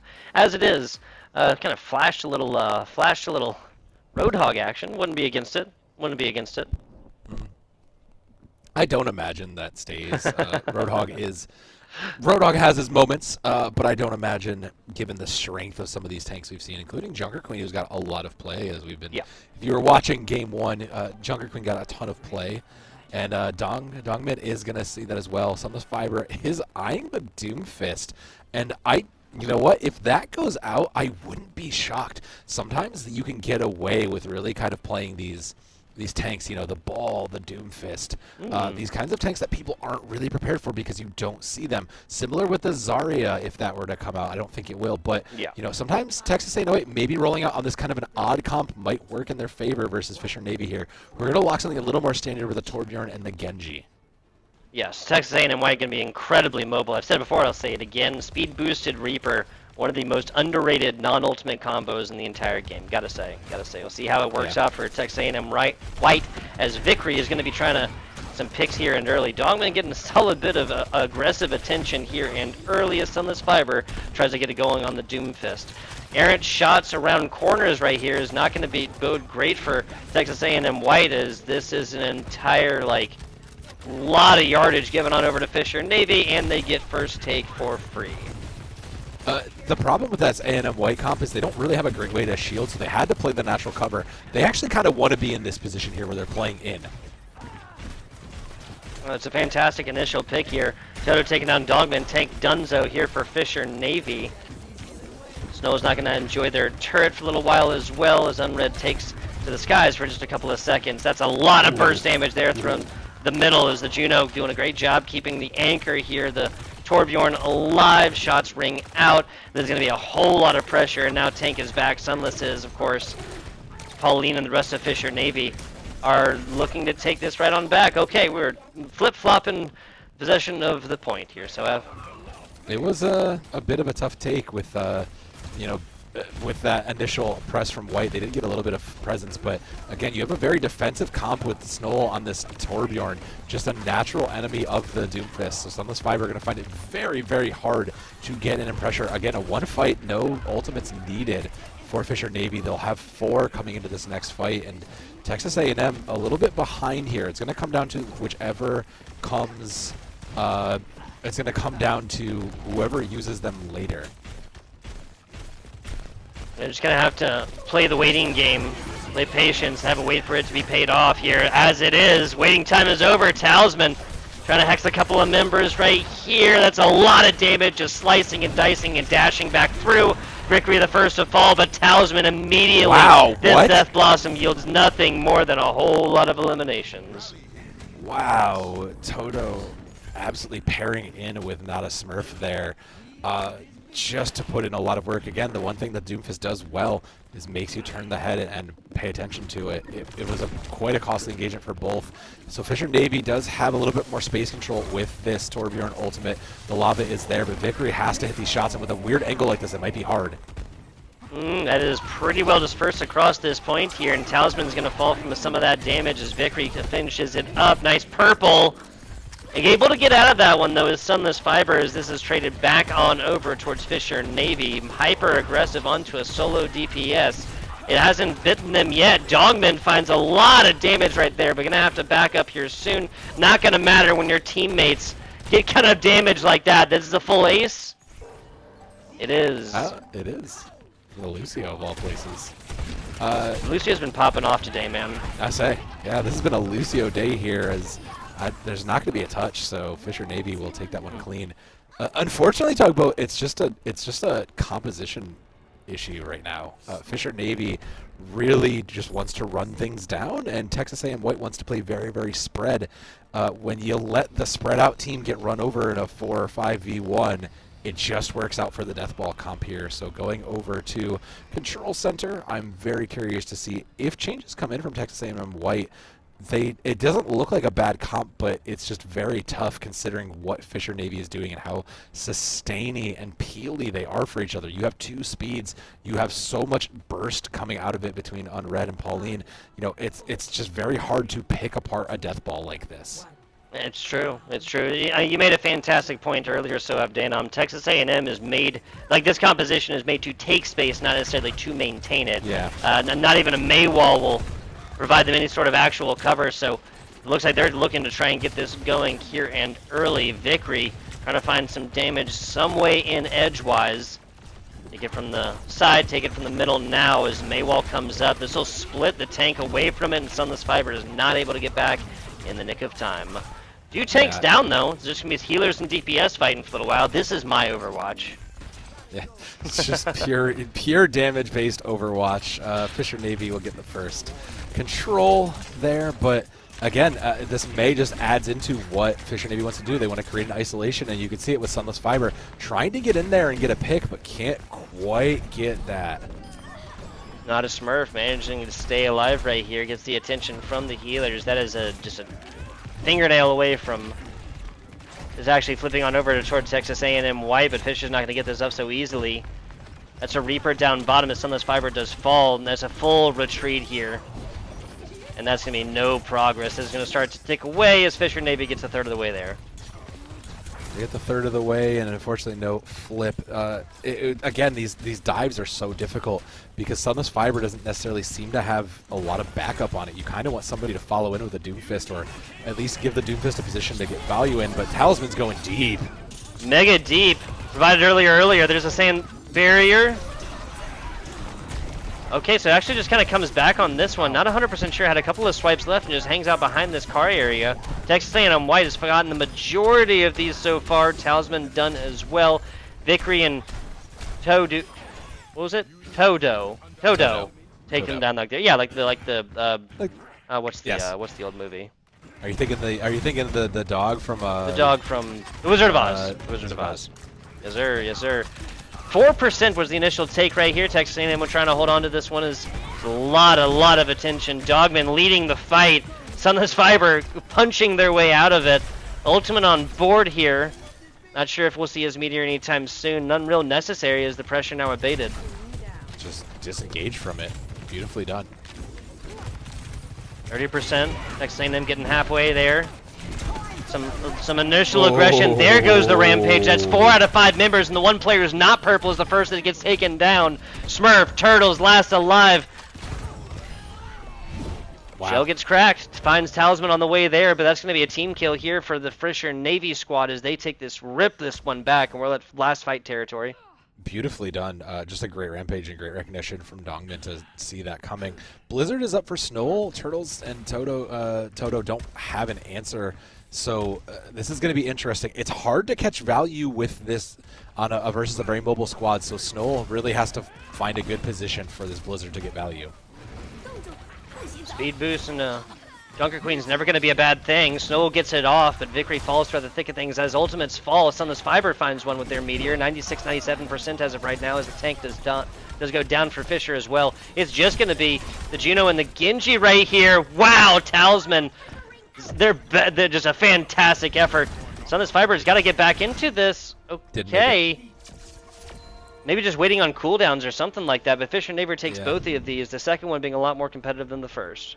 I mean, that was a cool little tech, because I think what it was is he had to go ahead and kind of just hit the right angle to launch the Doomfist in to make sure they could make the touch. Unfortunately, it was a bit late, but so cool bit of tech if you like Doomfist stuff. But I mean, the real story here was just Fisher just very dominant, and I think that is a very, very telling look at what Fisher has been up to in between and the off seasons here, because this is a very polished Fisher Navy squad. They looked very, very understanding what this comp wanted to do and how it wanted to play, you know, even through these overlapping ops. When your Lucio is the one with an ace, I mean, what does that tell you? It tells you that everybody is lethal and everybody is playing on all cylinders. So Fisher Navy, you know what? If this is the Navy squad, I'm scared to see what the actual top two with the other teams look like. Like in the D1, yeah, or all of them in the, or three of them, excuse me, within the Division 1. Impact player of the game, gotta say Talisman over here for the offense for Fisher Navy, 100%. It has been the Genji show set up by various supports, of course, frequently the Lucio. We've seen that part of pretty much every team composition of the broadcast here tonight, as well as Snow's May. May not have been, may not have been finishing out like all of the kills and whatnot, but between tank picks and just completely closing off methods of evacuation for that Doomfist, it just wasn't possible very frequently, and that's why they were falling first for the Texas A&M squad frequently. I mean, the unfortunate thing about it is it's just a comp mismatch in a lot of ways. You know, Doomfist goes in, there's not like a Tracer or anybody really following it up. Even a Sombra would be nice. Someone to give the Doomfist a little bit of support, and instead when the Doomfist goes in, you're diving into a full Fisher Navy squad who's just turning immediately and punishing that. So I do think it is a good comp that can work, but I think it's going to come down, and with now the map pick falling to Texas A&M between Hybrid and Escort, you can use this to your advantage, because there are places you can use the Doomfist, use the verticality of this kind of a dive comp to your advantage and give this very ground brawl-based comp of Fisher Navy a lot of a hard time. I'm really hoping they maybe like move towards Escort, because that has a lot more maps that require mobility. I'm thinking Dorado. I'm thinking even Havana requires a bit more verticality. So I'm really kind of thinking they might go there if they want to keep playing this Doomfist. And especially Escort over the hybrid. If they're trying to play dive, why even bother about opening up a first point, right? Just try to get to the first checkpoint, get some more time, work your way from there. Want to give a shout out on this broadcast to, of course, G Fuel. You can use code GFuel20 for a little bit off when you go forth and order your G Fuel, as well as Wenzel's Farms. We'll see if you guys are watching the last broadcast, some fantastic advertisements. If you're watching this broadcast, you'll catch them there again. Some fantastic jerky that they have available. We got a crash right there. We'll talk a little. Yeah, we're getting back into game. No problem, guys. We'll talk a little bit more about this one. We talked plenty about Fisher Navy. I want to talk about this Texas A&M White squad. Not a Smurf had the kind of like in-game sense that you need from a Reaper player. Yes. It just was a little bit hard getting value all the time from this composition. I think pretty much every time, we saw it in the highlights right there from map number 1, but pretty much every time the Reaper was getting value is because they had bottlenecked them into a chokehold, right? And fantastic stuff. Obviously, Reaper will always go forth and feast on that, but it's not something that you're going to rely upon always, especially not with one of the 2 game modes coming up here. Yeah, it's really hard, especially when you look at the Doomfist, who's a disruptor, whose really job is to go in and kind of turn heads and make sure that flankers like Reaper can get in there. So, on paper, this comp does make a lot of sense. There's a couple flankers and, ways for the Doomfist to set up the Reaper or the Sojourn for easy shots or easy cleanup. But the problem is that when you play into a Fisher Navy comp that's really just anti-dive, they really just do not want you to go in and that you cannot dive into the ball. It really does become difficult. So I really want to see what Tamu does to adapt to this, because I think that if your Doomfist is like a must play, if you have to have your Doomfist, you can work around that. You just maybe you have to look to say like, okay, can we do a Tracer instead of a Reaper? Can we bring in a Sombra or something that maybe isn't going to just output damage, maybe can provide utility, because Doomfist is a carry tank when played well. 100%. And like all kinds of purples, stuns, all kinds of hooks. These are the kinds of things that disrupts a Doomfist player's like sequence of cooldowns, right? Yep. So any of this kind of stuff, we even saw some May play a little bit from one of these 2 teams. These are the kinds of things that disrupts that gameplay, and just if they're going to continue to play the dive, whether it's Doomfist or not, those sort of disruptive gameplays are going to be fantastic. Update here, we are going hybrid actually, so Abdanam, so going against maybe what you and I were thinking there. Hybrid. So going for hybrid tells me that they have a particular map in mind. Maybe there is you can get a lot of value out of things like Midtown, where we saw earlier, where like some of these high grounds are important. I do think I see a swap in as well. Huwu is coming in for not a Smurf, so that's a DPS swap, which means maybe we are bringing in to. Sorry, I got distracted by the pick. Maybe we are bringing in something like a bit more special, but the pick is also in, and everybody say it with me. We are going to hybrid, which means we are going to Kings Row. Hey, not against it. It's a classic. Absolutely love it. I also am no longer. I mean, I still play a lot of Overwatch. Don't get me wrong, folks. Don't play so much Overwatch now that I get just insanely tired of this map. It is well constructed. I do like it. It hasn't been changed massively since its inception for a good reason, but it is very, very standard. Also fair to say that if this is going to be Texas A&M White on offense first, probably not going to see the same exact composition that we saw in Lijiang Tower. I think it's a fair statement. No, there's got to be something different about this, especially considering you have, a lot more side alleyways you can play through. You can kind of sneak in a lot of these flankers to get value. So we'll have to see what happens with this DPS swap that came in. Oh no, I'm sorry. That was a support swap that came in. So maybe bringing in something a little bit better to support the Doom. You can survive with something like a Zenyatta if that's like your player in the pocket, and especially with Discord Orb. So it wouldn't be impossible to see that, but tells me we're bringing in something a little bit different in that flex support slot, considering Toto is still there. Yeah, not against it whatsoever. If it's not working, go forth, change it up. You tried it through both rounds of Lee Jong Tower. Given that that's like taking a point, obviously that's half of what you do, a third of what you do, like really if you look at it, of what you need to do in hybrid, of course, and then just move a payload. So given that they're looking at kind of like a similar game mode at least, if not geographically the same whatsoever, going to be. Yeah. I think it's fair to say we're going to be expecting a wholesale composition change coming on out here from Texas A&M White. Yeah. Also, yeah, so Turtles to DPS, Huu to support, and not a Smurf out. Yeah, so we move our support player over to that. That could very well be we just maybe we had a sub in. That's entirely possible. You know, these games sometimes look. We have like classes here. I don't know about you, Tugboat, but when I was in college, sometimes my classes, and maybe this was just me because I was in music, but like my classes didn't get out until 8 o'clock sometimes. So you know, sometimes maybe it's just a late class. Maybe there's something going on. Maybe it was a sub, and maybe this is how it was supposed to be the whole time. Either way, it is a big drastic change for Texas A&M White, and maybe it'll be the change they need. See if it is. See if it is, right? That's looking pretty much the same from Texas A&M White outside of the brig, right? I mean, they are an offense, so they can switch this up, but yeah, but I'm not. I mean, we know Fisher Navy, yeah, like Fisher so Navy. Pharmacy up top, right? Azaria down bottom with the Torbjorn and Nana. Okay, no, I don't hate Fisher's defense, though, here. You have a 2, but think of it this way. We were talking about these splits earlier. This is essentially a 2-4 because you have the Torbjorn turret to help defend you in the back end line. So you're really looking at Talisman and Pauline to kind of get crossfire from one side while Dongmin absorbs the damage and then has, you know, Snow protect unread on the Ana. I do like this. Texas A&M are fascinating because this is the most shell of like a brawl comp. Like almost like you would want a Rhine instead of this. So very interesting to see how you're going to do this. Yeah. Interesting stuff. Interesting stuff. Fisher Navy success of the 4-2 kind of defense here, as Sohav Danom was describing here, is really gonna depend on positioning more than probably any other composition, right? You're gonna have to find a good corner here. First initial pick finally coming in.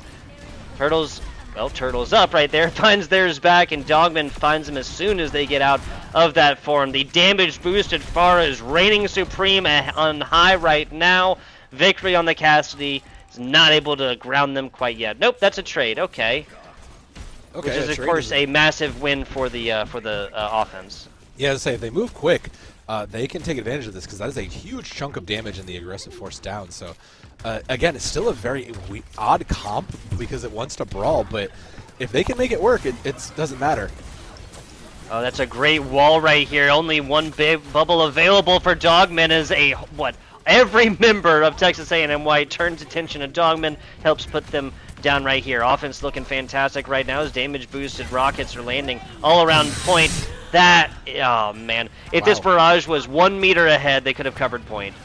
Yeah. It's going to be 2 full ticks, though, because there's not really the Zarya to contest, and Unread finally gets a hit on, gets some damage out there, but, I mean, it's burned a lot of time off the clock, Tugboat, and now with Texas A&M coming into 3 ultimates, there's not a good defensive thing here. Valkyrie is not very good defensively. It does give some amount of healing, and the chain effect will keep the team going, but you can burst that down, especially in something like a Blizzard. Yeah, and that's nothing compared to the high noon if they can get this on a positioning or even put the cast on high from a May wall, but not going to matter when Talisman's just finding them like that. Snow, the other DPS, gets involved as well. This is a full retreat there for Texas A&M White. Toto doesn't... Wow. Really, really, really wanted the team kill, I guess. This is Overwatch. I agree with Sunless. Yeah, ow, that was brutal, but Talisman has been putting on. You called it out. Talisman has been putting on an incredible performance today, so a well-deserved, you know, just play from that. Considering Fisher Navy is already back around with 4 ultimates. I mean, you have Grab, you have Lava. There is a deadly combo on board for Fisher Navy here. Put the May up, put the Cass up. Okay, still finds Pauline. That's huge. Only going to be Unread left to heal the squad. And this is going to be Talisman who's going to be forced to do this from all the way on top, but they're not even paying attention to him. Talisman. Absolute roll. I mean, it's so hard because it's only Vickery who has any sort of real ability to like, is like the main contest for this. and Snow coming back on the Widow just to kind of put, a little bit more pressure down from a distance. This is such a difficult make. Texas A&M need to win with these ultimates. That's all they have. There's the wow, Talisman has barrage right now. That'd be a fantastic. Don't do it. Don't need it now. Still got it done with no barrage, but 30 seconds to go here. Texas A&M's gonna have one more chance. Ooh, Fisher Navy making a statement coming into this. They, sneaky. I mean, they understand this. This barrage is probably going to come out, and it is probably going to be incredibly large. Sunless Fiber probably has to give up his ultimate to even touch. Oh, wow. It's just Turtles, but then there's a trade, so they lose an ultimate and only get a 4v4 for their reward. Sunless Fiber finds 2 for the price of 1. Just going absolutely hunting for supports and finds everybody. A team kill the other way. I bet you that Texas A&M White, or Fisher, excuse me, is going to have to be like regretting like the wonkiness right there, right? Talisman probably should, if they're going to execute it, then maybe a different corner, but if they're going to go there, they have to wait for a lot more of like a group up, right? Nobody saw them there. Yeah, they definitely were playing for that angle, but I also don't think you expected the double punch collat. Like, that really doesn't happen a lot. So Sunless Fiber came up huge on that play. Turtles now going over to the Torbjorn also to put some pressure on Talisman. That's what they needed. They needed more pressure on the Talisman, who was just getting value, who now without a Mercy is much more vulnerable. Hugh is have a sound barrier. It's the only thing going on here, and it's going to have to get saved for a big moment. A bubble onto Talisman here and early before the pressure really gets it going. Now a full flank, an inside flank from the Pharah. I have seen it all. I mean, hey, if you have that level of control over the Pharah, that's impressive on its own. Talisman continuing to impress us here. Look, I mean, Talisman is making a great case to move up to a next, whatever the next tier is. I don't know if this is, looking for a fight to main squad. I don't blame them. Yeah, no, I'm with it. I'm with it. Fisher fielding multiple teams has got to be something that's paid attention to from the coaching staff of Fisher as of all games, really. Snow, it's a headshot usually going the other way. That's going to be Turtles taking down Sniper on the other side. Now there's the change. I was going to say, at what point do you really consider the switch right there? But Snow now onto the Torb. Yeah, I guess it makes sense. You still need to defend your backline a little bit, and Torbjorn will hold up. He's very sturdy, but last minute, we're in one-fight territory. Texas A&M White does have multiple ults on board. They need to beat Pauline past this sound barrier. Great shot. Pauline with the get down, Mr. President! Boops him off right there, knowing that the angle is still going to be true on the Lucio. Sacrifices the life. They say it's not a beautiful, dramatic game, right? Nah. Make a TV show out of this. I mean, yeah, I agree. Considering we probably, in any other world, we wouldn't be here right now, Tugboat. Like, if it wasn't for like the random heroics in the last minute at one point, we would have been looking at a full hold. And here we are now with almost 2 minutes. And Fisher Navy really, since that moment, it feels like they've just been stunned and really unable to get their grounding. They do have ults coming in. Maybe they can turn it back here. There's a sound barrier though, and there's no follow-up at all. There was no meteor. Yeah. Wait, no, excuse me. I'm looking at the opposite team. There was no offensive ultimate right there. Yeah, Snow wasn't even close to it. Maybe this was just maybe they thought there was another ultimate. Maybe they thought a player was in a good position. I'm not really 100% sure, but I mean, man, Zarya grabs don't come often. Yeah. Gets an A rush. That's exactly what it's going to be. Throw a Torbolt in there for flavor as Pauline dancing on top of that Torbolt right now to burn out a lot of their sound barrier, but that's going to be enough. There's the pump it up. Should be enough for to get the team to move in right here. Zarya takes the corner. Torb turret, excuse me, down. 50 seconds to go.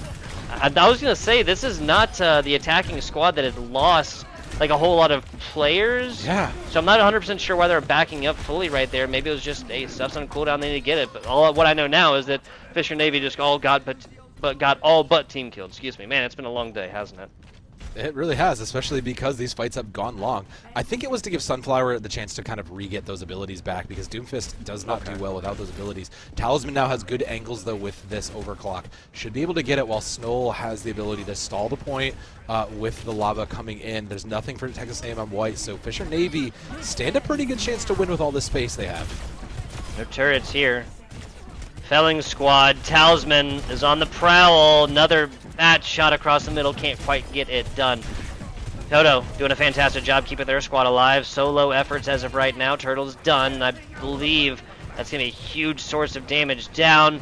Now with Snow just covering this point, this overtime should eclipse and does. They get just shy, spitting distance away from point number 3 and finishing out King's Row.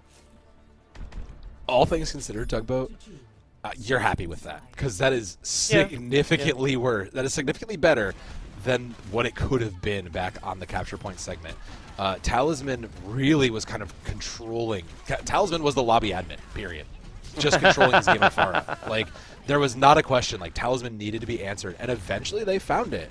And, you know, some last-minute heroic Sunless Fiber really came through. Yeah, that's the double collat. Like, that double punch is wild. I wanted to watch that again because I wasn't really 100% sure how it landed on the Lucio. I guess they were, you know, they were just like falling behind. Yeah, I guess so.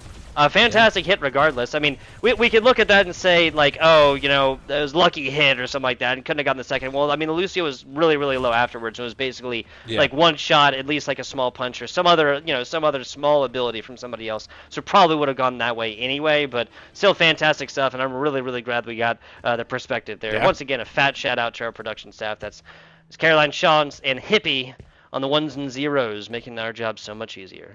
Yeah, and giving us those incredible sights. Texas A&M now have found their comp. It's going to be the double, very defensive Cassidy and Torbjorn to help kind of lead this backline while Sunless Fiber creates the chaos in the head. Fisher Navy, Tongman Ball.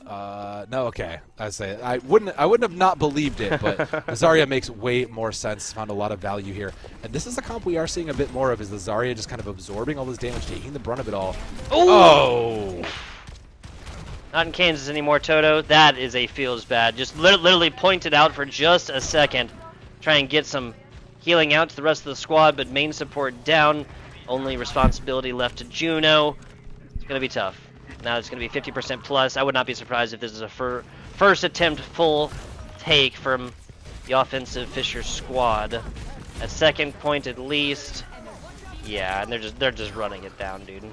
Yeah, I see the vision of let's try and alternate our touches, but it's really hard to do that when you have to give up like a Torbjorn to do it. Toto does find one, but it's, you know, picks are just going to kind of slow everything down a little bit. Talisman now on the Genji. You know, again, just kind of slows us out. And God, Talisman just nailing those shots. It's the spacing between the, like on the horizontal shots that really gets it for me, right? Like the ability to know, you know, like even just moving like your reticle a little bit, so you know the two of them are going to hit instead of just one. On those faster horizontal flicks. I was never much of a DPS player either, though. I was always mostly support and some tank. No, but you are right, because you like hitting those alternate fires are so valuable. That's what gets Genji a lot of his ult charge so quick, is making sure you can put them into a big target. Turtles is going to go, we're going to make some DPS swaps for Texas A&M White. It's going to be a full flank dive into this, so we're going to fully commit now into the team with Mewhu. Hiwu going over to the Juno, so we're all in making sure these dives are fast and effective with these flankers. It's just going to be difficult getting a target down. I would not be surprised if we see some walls coming out here just to try and preamble their push. Well, how's that for a preamble? Talisman finding two very, very easily. That is a huge source of damage and utility. That is a huge source of healing, and this was a poor decision for Sunless Fiber. If they get, okay, they're not going to full-on chase this. No. I mean, and there's Unred, not to be outdone, right? Yeah, no. Got it. Always, Lucio's always doing it. Well, they got what they wanted, right? Talisman's able to play aggressive, knowing that Dongmin has the bubbles for him. This is similar to kind of that once upon a time we saw the Reaper Zarya, but now instead it's a Genji, it's a Ninja, and we have several ults on board for Fisher Navy, and not a thing to stop it on this point B. Okay, well, that's solid first, but Sunless Fiber does nothing more than really dedicate the life for a couple of seconds. Turtles done as well. Not 100% sure. I mean, right? The Infrasight's already out there. Yeah. Jericho not 100% necessary. Maybe they're just looking for these bells right here, those team kill bells. They are sweet. They are sweet.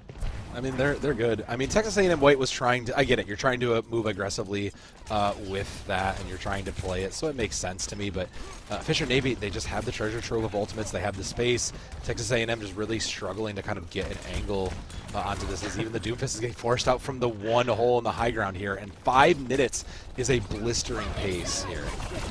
Really is. There's the grab. This should be enough for Blade. There's one swipe away. does not have it. There you go. There's the end, and there's the last dash. That's going to be a fat pick onto Pauline, actually. Or onto Pauline right here, so main support down. Dogman's actually getting rather low. If the DPS coordinate on this, especially after Victory is going through the backlines, this might be a hold here from Texas A&M. It did not look like it was in the stars, so Abdanum. But I do believe the defensive squad has gone forth and hold. There's the Kiriko ultimate. If for no other reason, like even if they don't find any picks here, if for no other reason, just say like, hey, back up and let our team get the time to come back here and hold. That was fantastic. I love that. Yeah, that was a great disengage. I absolutely love that from Fisher. They read that correctly, and now we're in a neutral position where Talisman just has an answer. They have the knowledge, and wow, just gets punched immediately out of the wall. I was going to say they have the position to win this, but Sunless turned that right around. That is a glowing Zarya right now, not one to be fraught with. Doing a great job of trying to hold this backline up there, but yeah, force them all the way back as Texas A&M.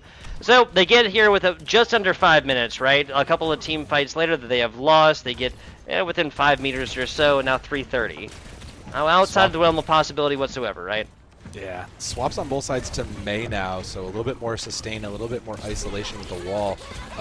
You know, just trying to force the match, the mirror as close to we can, while Dongman just absolutely goes to town there. A grab well used. Grab well used. That's 3 down right here, and that is 100 on the. Yep, that's going to be enough. So Fisher Navy takes down map number 2. This was okay. So 2-0 on the first one, and this coming off the back of. I don't want to play theory crafting here, but if the Doomfist had gotten on there in map number 2 of the map number 2 of the first round, right, of Lijiang Tower, then would have been more time, at least some sustain there, and maybe a different story, right? Maybe even going to map 3, who knows, right? This seemed like a lot more back and forth with teams just winning like very, very definitively, and then that just slowly burned into Texas A&M, unfortunately, just being able to deal with like the constant DPS swaps, right? It was it was this player right here, right? It was Farah right here from Talisman, constantly getting it done from ahead, and pretty much once they like hard countered that, then it's a switch. Yeah, once Talisman really kind of stopped controlling the lobby, it looked like Texas A&M had found an answer that was able to work. But this is a meta about being flexible right now, and you know, when you look at how they adapted, Fisher Navy then just turned around and adapted right back. They said, all right, we'll go to whatever else we're good at playing. We're going to bring in our Soldier. We're going to bring in our Genji. We're going to bring in whatever we need to win. We're not just going to force this Pharah down the throat just because it didn't work, you know, this one time. And Fisher Navy just seemed to have a better understanding of what needed to be done from the hero menu, unfortunately, as opposed to Texas A&M White, who had answers. They had good answers, and I can see on paper where things wanted to be, but unfortunately just the execution just didn't quite match Fisher Navy's. Yeah, it just like got right to the precipice right there. Yeah. And to be clear, I don't mean like there's like a massive like difference from one there's not a side or gap. the other right here. It's just like literally once you get to these D1s, it's just like that tiny little like 1%, that little cleaning up of the edges right now. Now the best news for Texas A&M squad, down 2-0. Yes, you got another opportunity. This is not a 1st to 2. This is a 1st to 3 right here, and we'll be going on along. That's going to be the push map next. Now, just to break this down a little bit before a little bit of a break, it kind of seems like they have been trying something on all of these more like mobile game modes so far, and they, of course they picked the hybrid right there, not just the consistent escort. So perhaps a team that's really just trying to find their footing on one single map right now, take one back and get a little bit closer to starting a reverse sweep.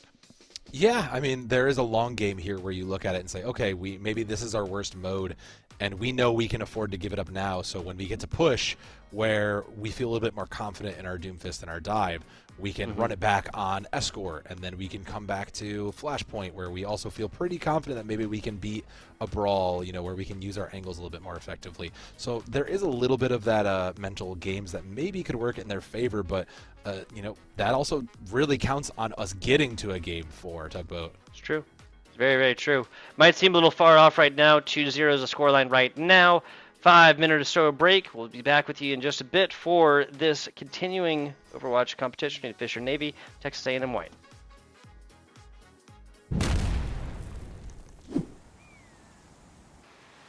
Oh man, this is incredible. Oh, wow. Huh? Yeah, it's pretty cool. It is pretty cool. Hey man, grab me a meat stick. I think I can reach it if I just a little more. Just let me go a little. I can't. Just a little more. I almost got it. Careful! Oh God! No, come on, just reach. Just grab my hand. Grab my hand. Give me the meat stick. This other hand's closer. The one with the stick is. Oh.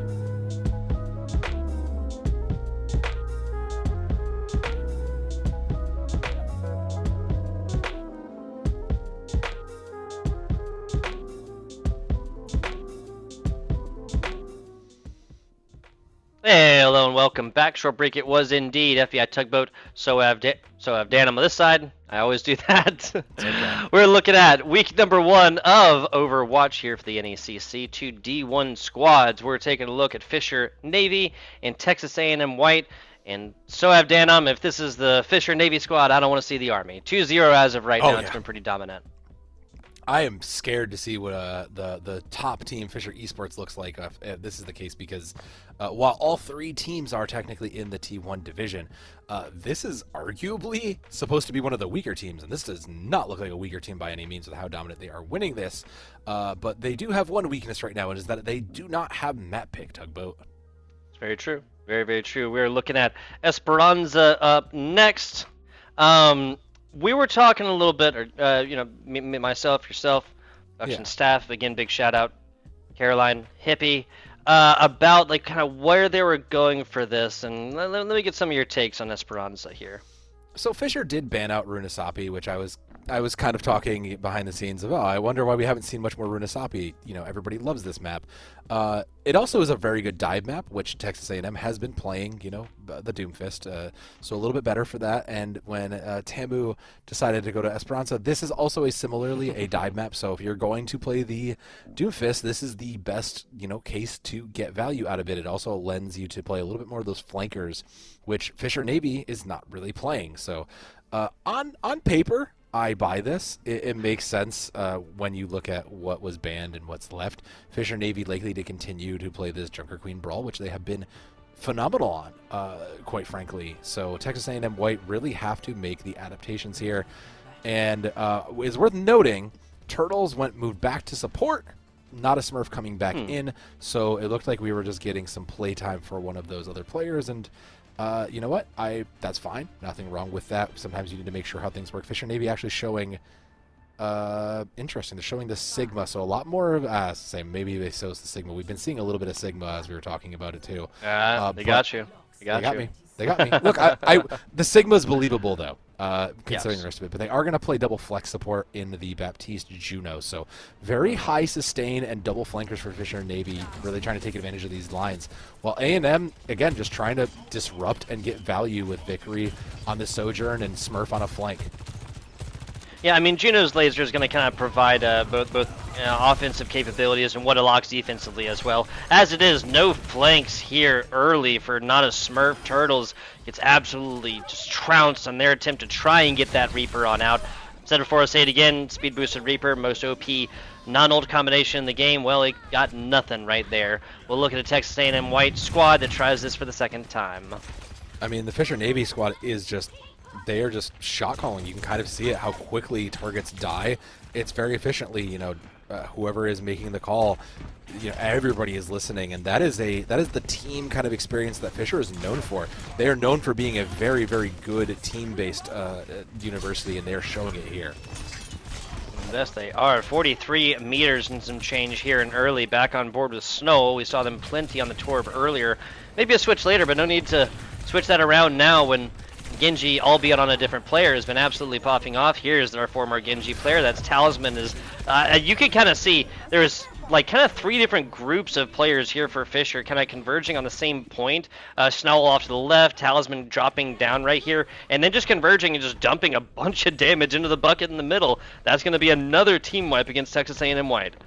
Yeah, you nailed it. Fisher Navy is just doing this great job of taking the brawl concept of everybody kind of, fall on the same target and merging it with the dive concept of dive on and everybody quickly move onto a target. But Snow again finding the opening pick and making a second on that.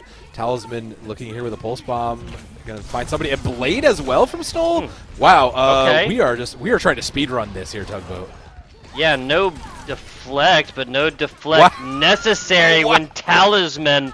I mean, we've seen Talisman on Genji popping off, right? Now Snow on Genji, Talisman still continuing on with the with kind of the always flanking, always wonking, and like the really kind of twitchy aiming. Very, very similar between Tracer and Genji.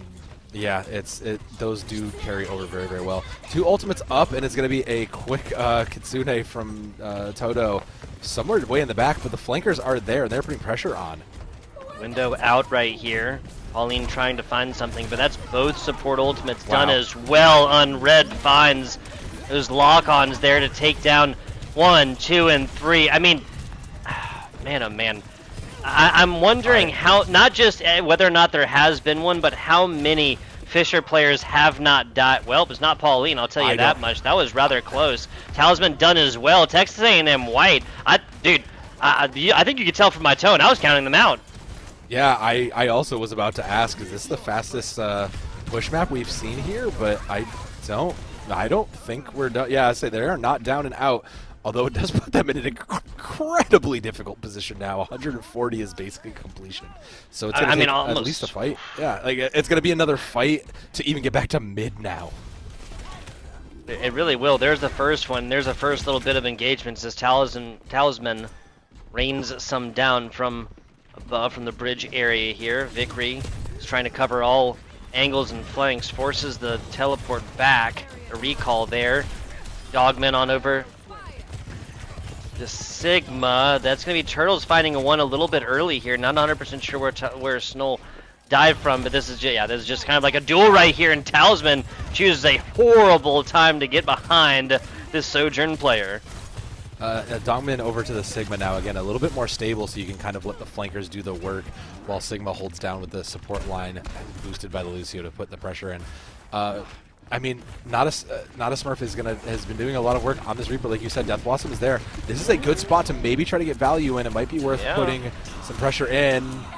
Oh no, he bit into this. So you see Dogman come out. This might have even been a little bit of a sacrifice. So that was not all for naught. Right, Dogman comes out, but the rest of them realize what's going on right there and realize this Reaper is ready to plant a garden, and they just get, like, literally just best block is to not be there. Mr. Miyagi said it best.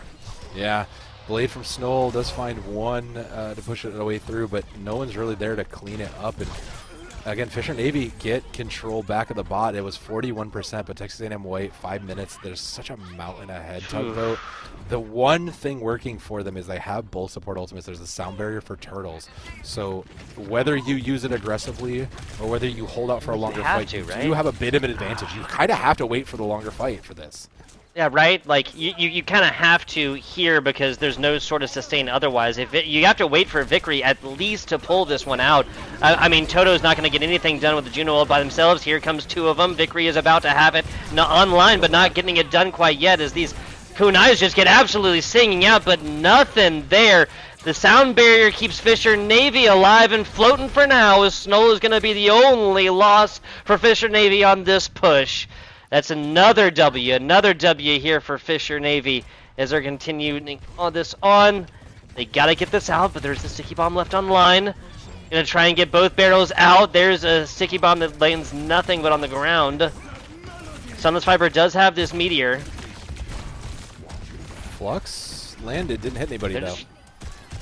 Yeah, I mean they're just trying to time this out. Like, well, I mean, why pull ultimate if they're not pushing, right? I'm 100% about this. Now get behind them, continue to disrupt the backline right now, not pull it till they have to. This is landing and nothing for it. Sunless Fiber, a wasted ultimate right here, and again, man, Doomfist ults are not going to come very quickly, but doesn't matter because the rest of Texas White comes all the way around here and gets the picks necessary.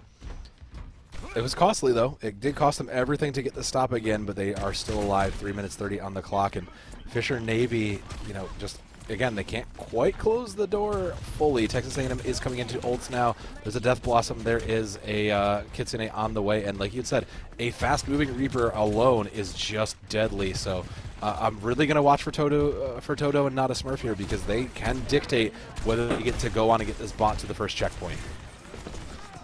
Just outside of first checkpoint here. Smurf's Death Blossom does come online, immediately pulls it. That's going to be just one, and Dogman, if they had lurked there, would have fallen as well. Throughout the thick of things, not going to be a bloodless fight here for the side of Texas A&M's Turtles Dunzo. No speed boost, no AoE healing for you for right now. Does have that sound barrier back online, one that will get back, but I mean, Fisher Navy is flirting with everything except for Grav. Yeah, they have everything coming in, and they also have such a huge lead that they're not too worried about it. They know they can give up this first point and just kind of let the space roll out a little bit more, eat some more time out. The longer they let it go, you know, the more it stays in the center, the more time that gets given up. Pulse Bomb misses, but both support ultimates are for Texas A&M White. They're going to have to use one versus Snoll here. Here we go. That's 5. 1 down for Turtles. And yeah, you said it. The Turtle does get all 5 players right there, and Blade gets nada. There's the answering sound barrier on the other side, and perhaps trying for an offensive play with it. Juno Ultimate comes out as well as Turtle once again falls first for Texas A&M. Victory's going to have their work cut out for them. They're just trying to find a way with damage and edge-wise. I think that does get back to bare minimum, the absolute middle, excuse me. But it's going to start rocketing past that. That is a sprinting bot.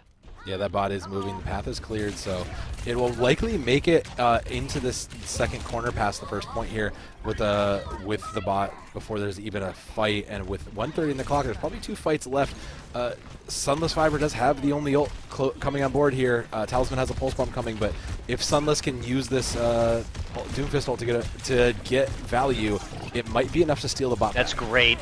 That's huge there, Dogman. The one thing you do not want to come online right now is that grab. At least push it to overtime to put that pressure on. Sunless Fiber just trying to find an errant DPS, and I can feel their aggravation right now. Yeah. But hey, they're getting these DPS and these supports off of the cart, and they're allowing this robot to keep on. So I believe this is a W all the way through. Behind. Yeah, the Genji's not going to... Yeah. The oldest trick in the book here for Doomfist. The Genji's not going to fall for that one. Yeah, I mean, it is a Doomfist into... everybody here is mobile pretty much. Dogman did go to the Zarya a little bit slower, but you can absorb that damage. So it's really hard for this Doomfist to pin anybody out. A great read from Fisher Navy on the hero side to kind of negate the value that Texas A&M is getting. Victory did go to Cassidy as well, so a lot more bursty damage, a lot more turtley in itself. So just there to protect Turtles, who has been a constant first blood. I want to see how Not a Smurf plays this. Does he hold it onto it? No, does not. Through bubble, but the second bubble is not going to be enough. Not a Smurf finds 1, 2, 3, a DPS to support, and a tank. Call that a balanced diet here for Not a Smurf. Almost 4-piece, not a full 5, no ace for them, unfortunately. But now in overtime, Texas A&M is stuck here. They have a sound barrier, they have a high noon. It's very possible this grab laser or this grab orbital combo just is enough to pull it off. Everybody gets stuck in a bag and they get hit with the laser. Now throwing a blade and it's over. Yeah, if you put a blade in, but that's going to be enough. Snow gets shut down immediately. No deflect for you, my friend, as Victory finds. Hey, that's a fantastic pick. You don't need to find a full 6. Grab's still online here. Grab's still online. They have both support ultimates, so if Talisman gets that there in as well, then that'll be huge. I mean, this is basically like a long cooldown here for the Tracer players. Snow going over onto the... Oh no, just 1? The panic hold here for Dogman, yes, and that's going to be the sound barrier as well for both of these squads. Victory taken down, so not going to be able to live through that sound barrier earlier. Talisman just like throwing in damage where they can get it because there's no supports there for it. Turtles down, Dogman finds it. They're worried that this Reaper has ultimate, and immediately attention turns. That's going to be enough for Fisher Navy to get this done in 3-0 fashion, folks. It was a little hairy there for a minute, but Fisher Navy definitely flexing their muscles and showing what they've been up to over this break. And what they have been up to is definitely leveling up. Texas A&M, almost any, much like any team in this D1, just everybody's a threat. Everybody has to be taken seriously, and they showed that they are ready for anything. Coming out in a very dominant fashion here. Texas A&M White, especially on this unique strategy, it can be tough. You can catch a lot of teams out with a Doomfist, and you can see it. Sunless Fiber really had some great understandings of how to play Doomfist, how to kind of isolate, whatever target they wanted, or how to manipulate the space around them.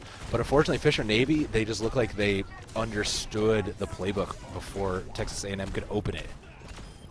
Yeah, they checked out the book, they locked the author, and everything in between. It can quote it by memory. This was a fantastic showing by Fisher Navy. There were definitely some hairy moments, right? It looked like, the one control map definitely looked like that was just a half a meter play away from it going a lot longer than that. This right here, the King's Row map, this was probably the best and most back and forth here, especially after Fisher came in. Well, you see it right there. There's like 5 minutes plus, right? Yeah. They come with 5 minutes plus and end up just taking it. I think with they came down to less than a minute when they actually did take it, right? Yes, they did. It was about 5 minutes or so. Crazy stuff.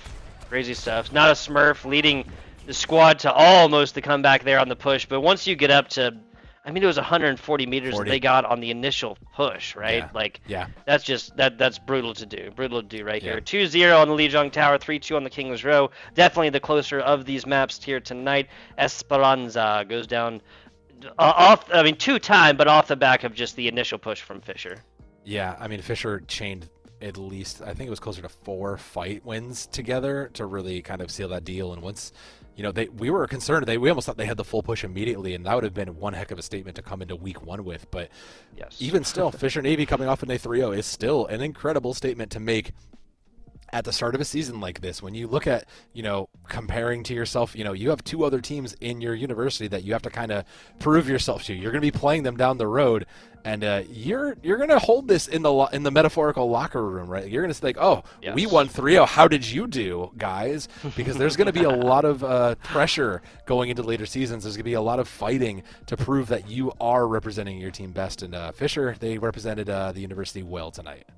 Yes, they did. Yes, they did. Looked a little hairy in there with the King's Road map for a little bit. Other 2 maps a little bit more handedly going their way, and especially the push map. If you're a team that can go forth and have this kind of success on the newest game mode within Overwatch outside of Flashpoint, which is basically just another game mode accelerated, right? At the end of the day, you should be really, really happy about this because just push is just so much different from a lot of the other game modes and whatnot, right? There are less maps for it for a reason, but standout plays right here. Victory for Texas A&M White. Yes. There were so many times, and that was the defining factor in the last map, right? That was the Cassidy player that came out here. Snoll had Blade we were talking about, then bam, shuts him right down. 4v5. Oh my God, is Texas A&M going to get a little bit farther past that? Like, getting all the way to the end, that would have been at least another team fight after that, right? But getting on top of that 141 meters, now that became within the realm of possibility right there. Yeah. It was just a long, sustained team fight and a well-won team fight from the side of Fisher that just ended out on top. Yeah, and I do think that is definitely from the Texas A&M side. I would also throw in Toto, who had a pretty phenomenal game from the support side. We were very quiet on them, but their Kitsune rushes were very good, and they ended up in the kill feed a lot, which is important for a Kiriko to make sure that you get value. You're not just healing, and trying to get full use of it. Those Kitsune rushes did find a lot of value and set the team up for success a lot. So a little bit quieter from the support side, but a lot of value out of that Texas A&M side. Lots of great moments for that squad. I have to agree with you. I have to laud a bunch of compliments upon Toto as well, if not for the fact that we mispronounced their name for like a full map and a half. So, yeah, true. big shout out to Toto right here. And sorry, we just didn't have the pronunciations right. A fantastic match between these 2 squads. I want to give a final shout out to Caroline Shaw and on to Hippie for our production staff on the night, making our jobs as casters that much easier. Also, big shout out to G Fuel. You can use code NECC20 for a little bit off when you go and purchase some of that G Fuel from their website, of course, not from third parties, right? Also, big shout out to Wenzel Farms. It's been a long day, guys. Some fantastic beef jerky and more. You can check out what they're doing over there on their website. I'm FBI Tugboat, so have Datum. Do you have anything else for the good people before we do bid them adieu? No, just thank you for joining us, and come back for more. There's going to be an incredible season, and we will check out the other divisions as well here at Overwatch. There's more. There's more tomorrow, too. There's other games tomorrow. So come back. We got stuff for you all week long. Yes, if you like esports, NECC has got it. Folks, we will catch you on the flip side.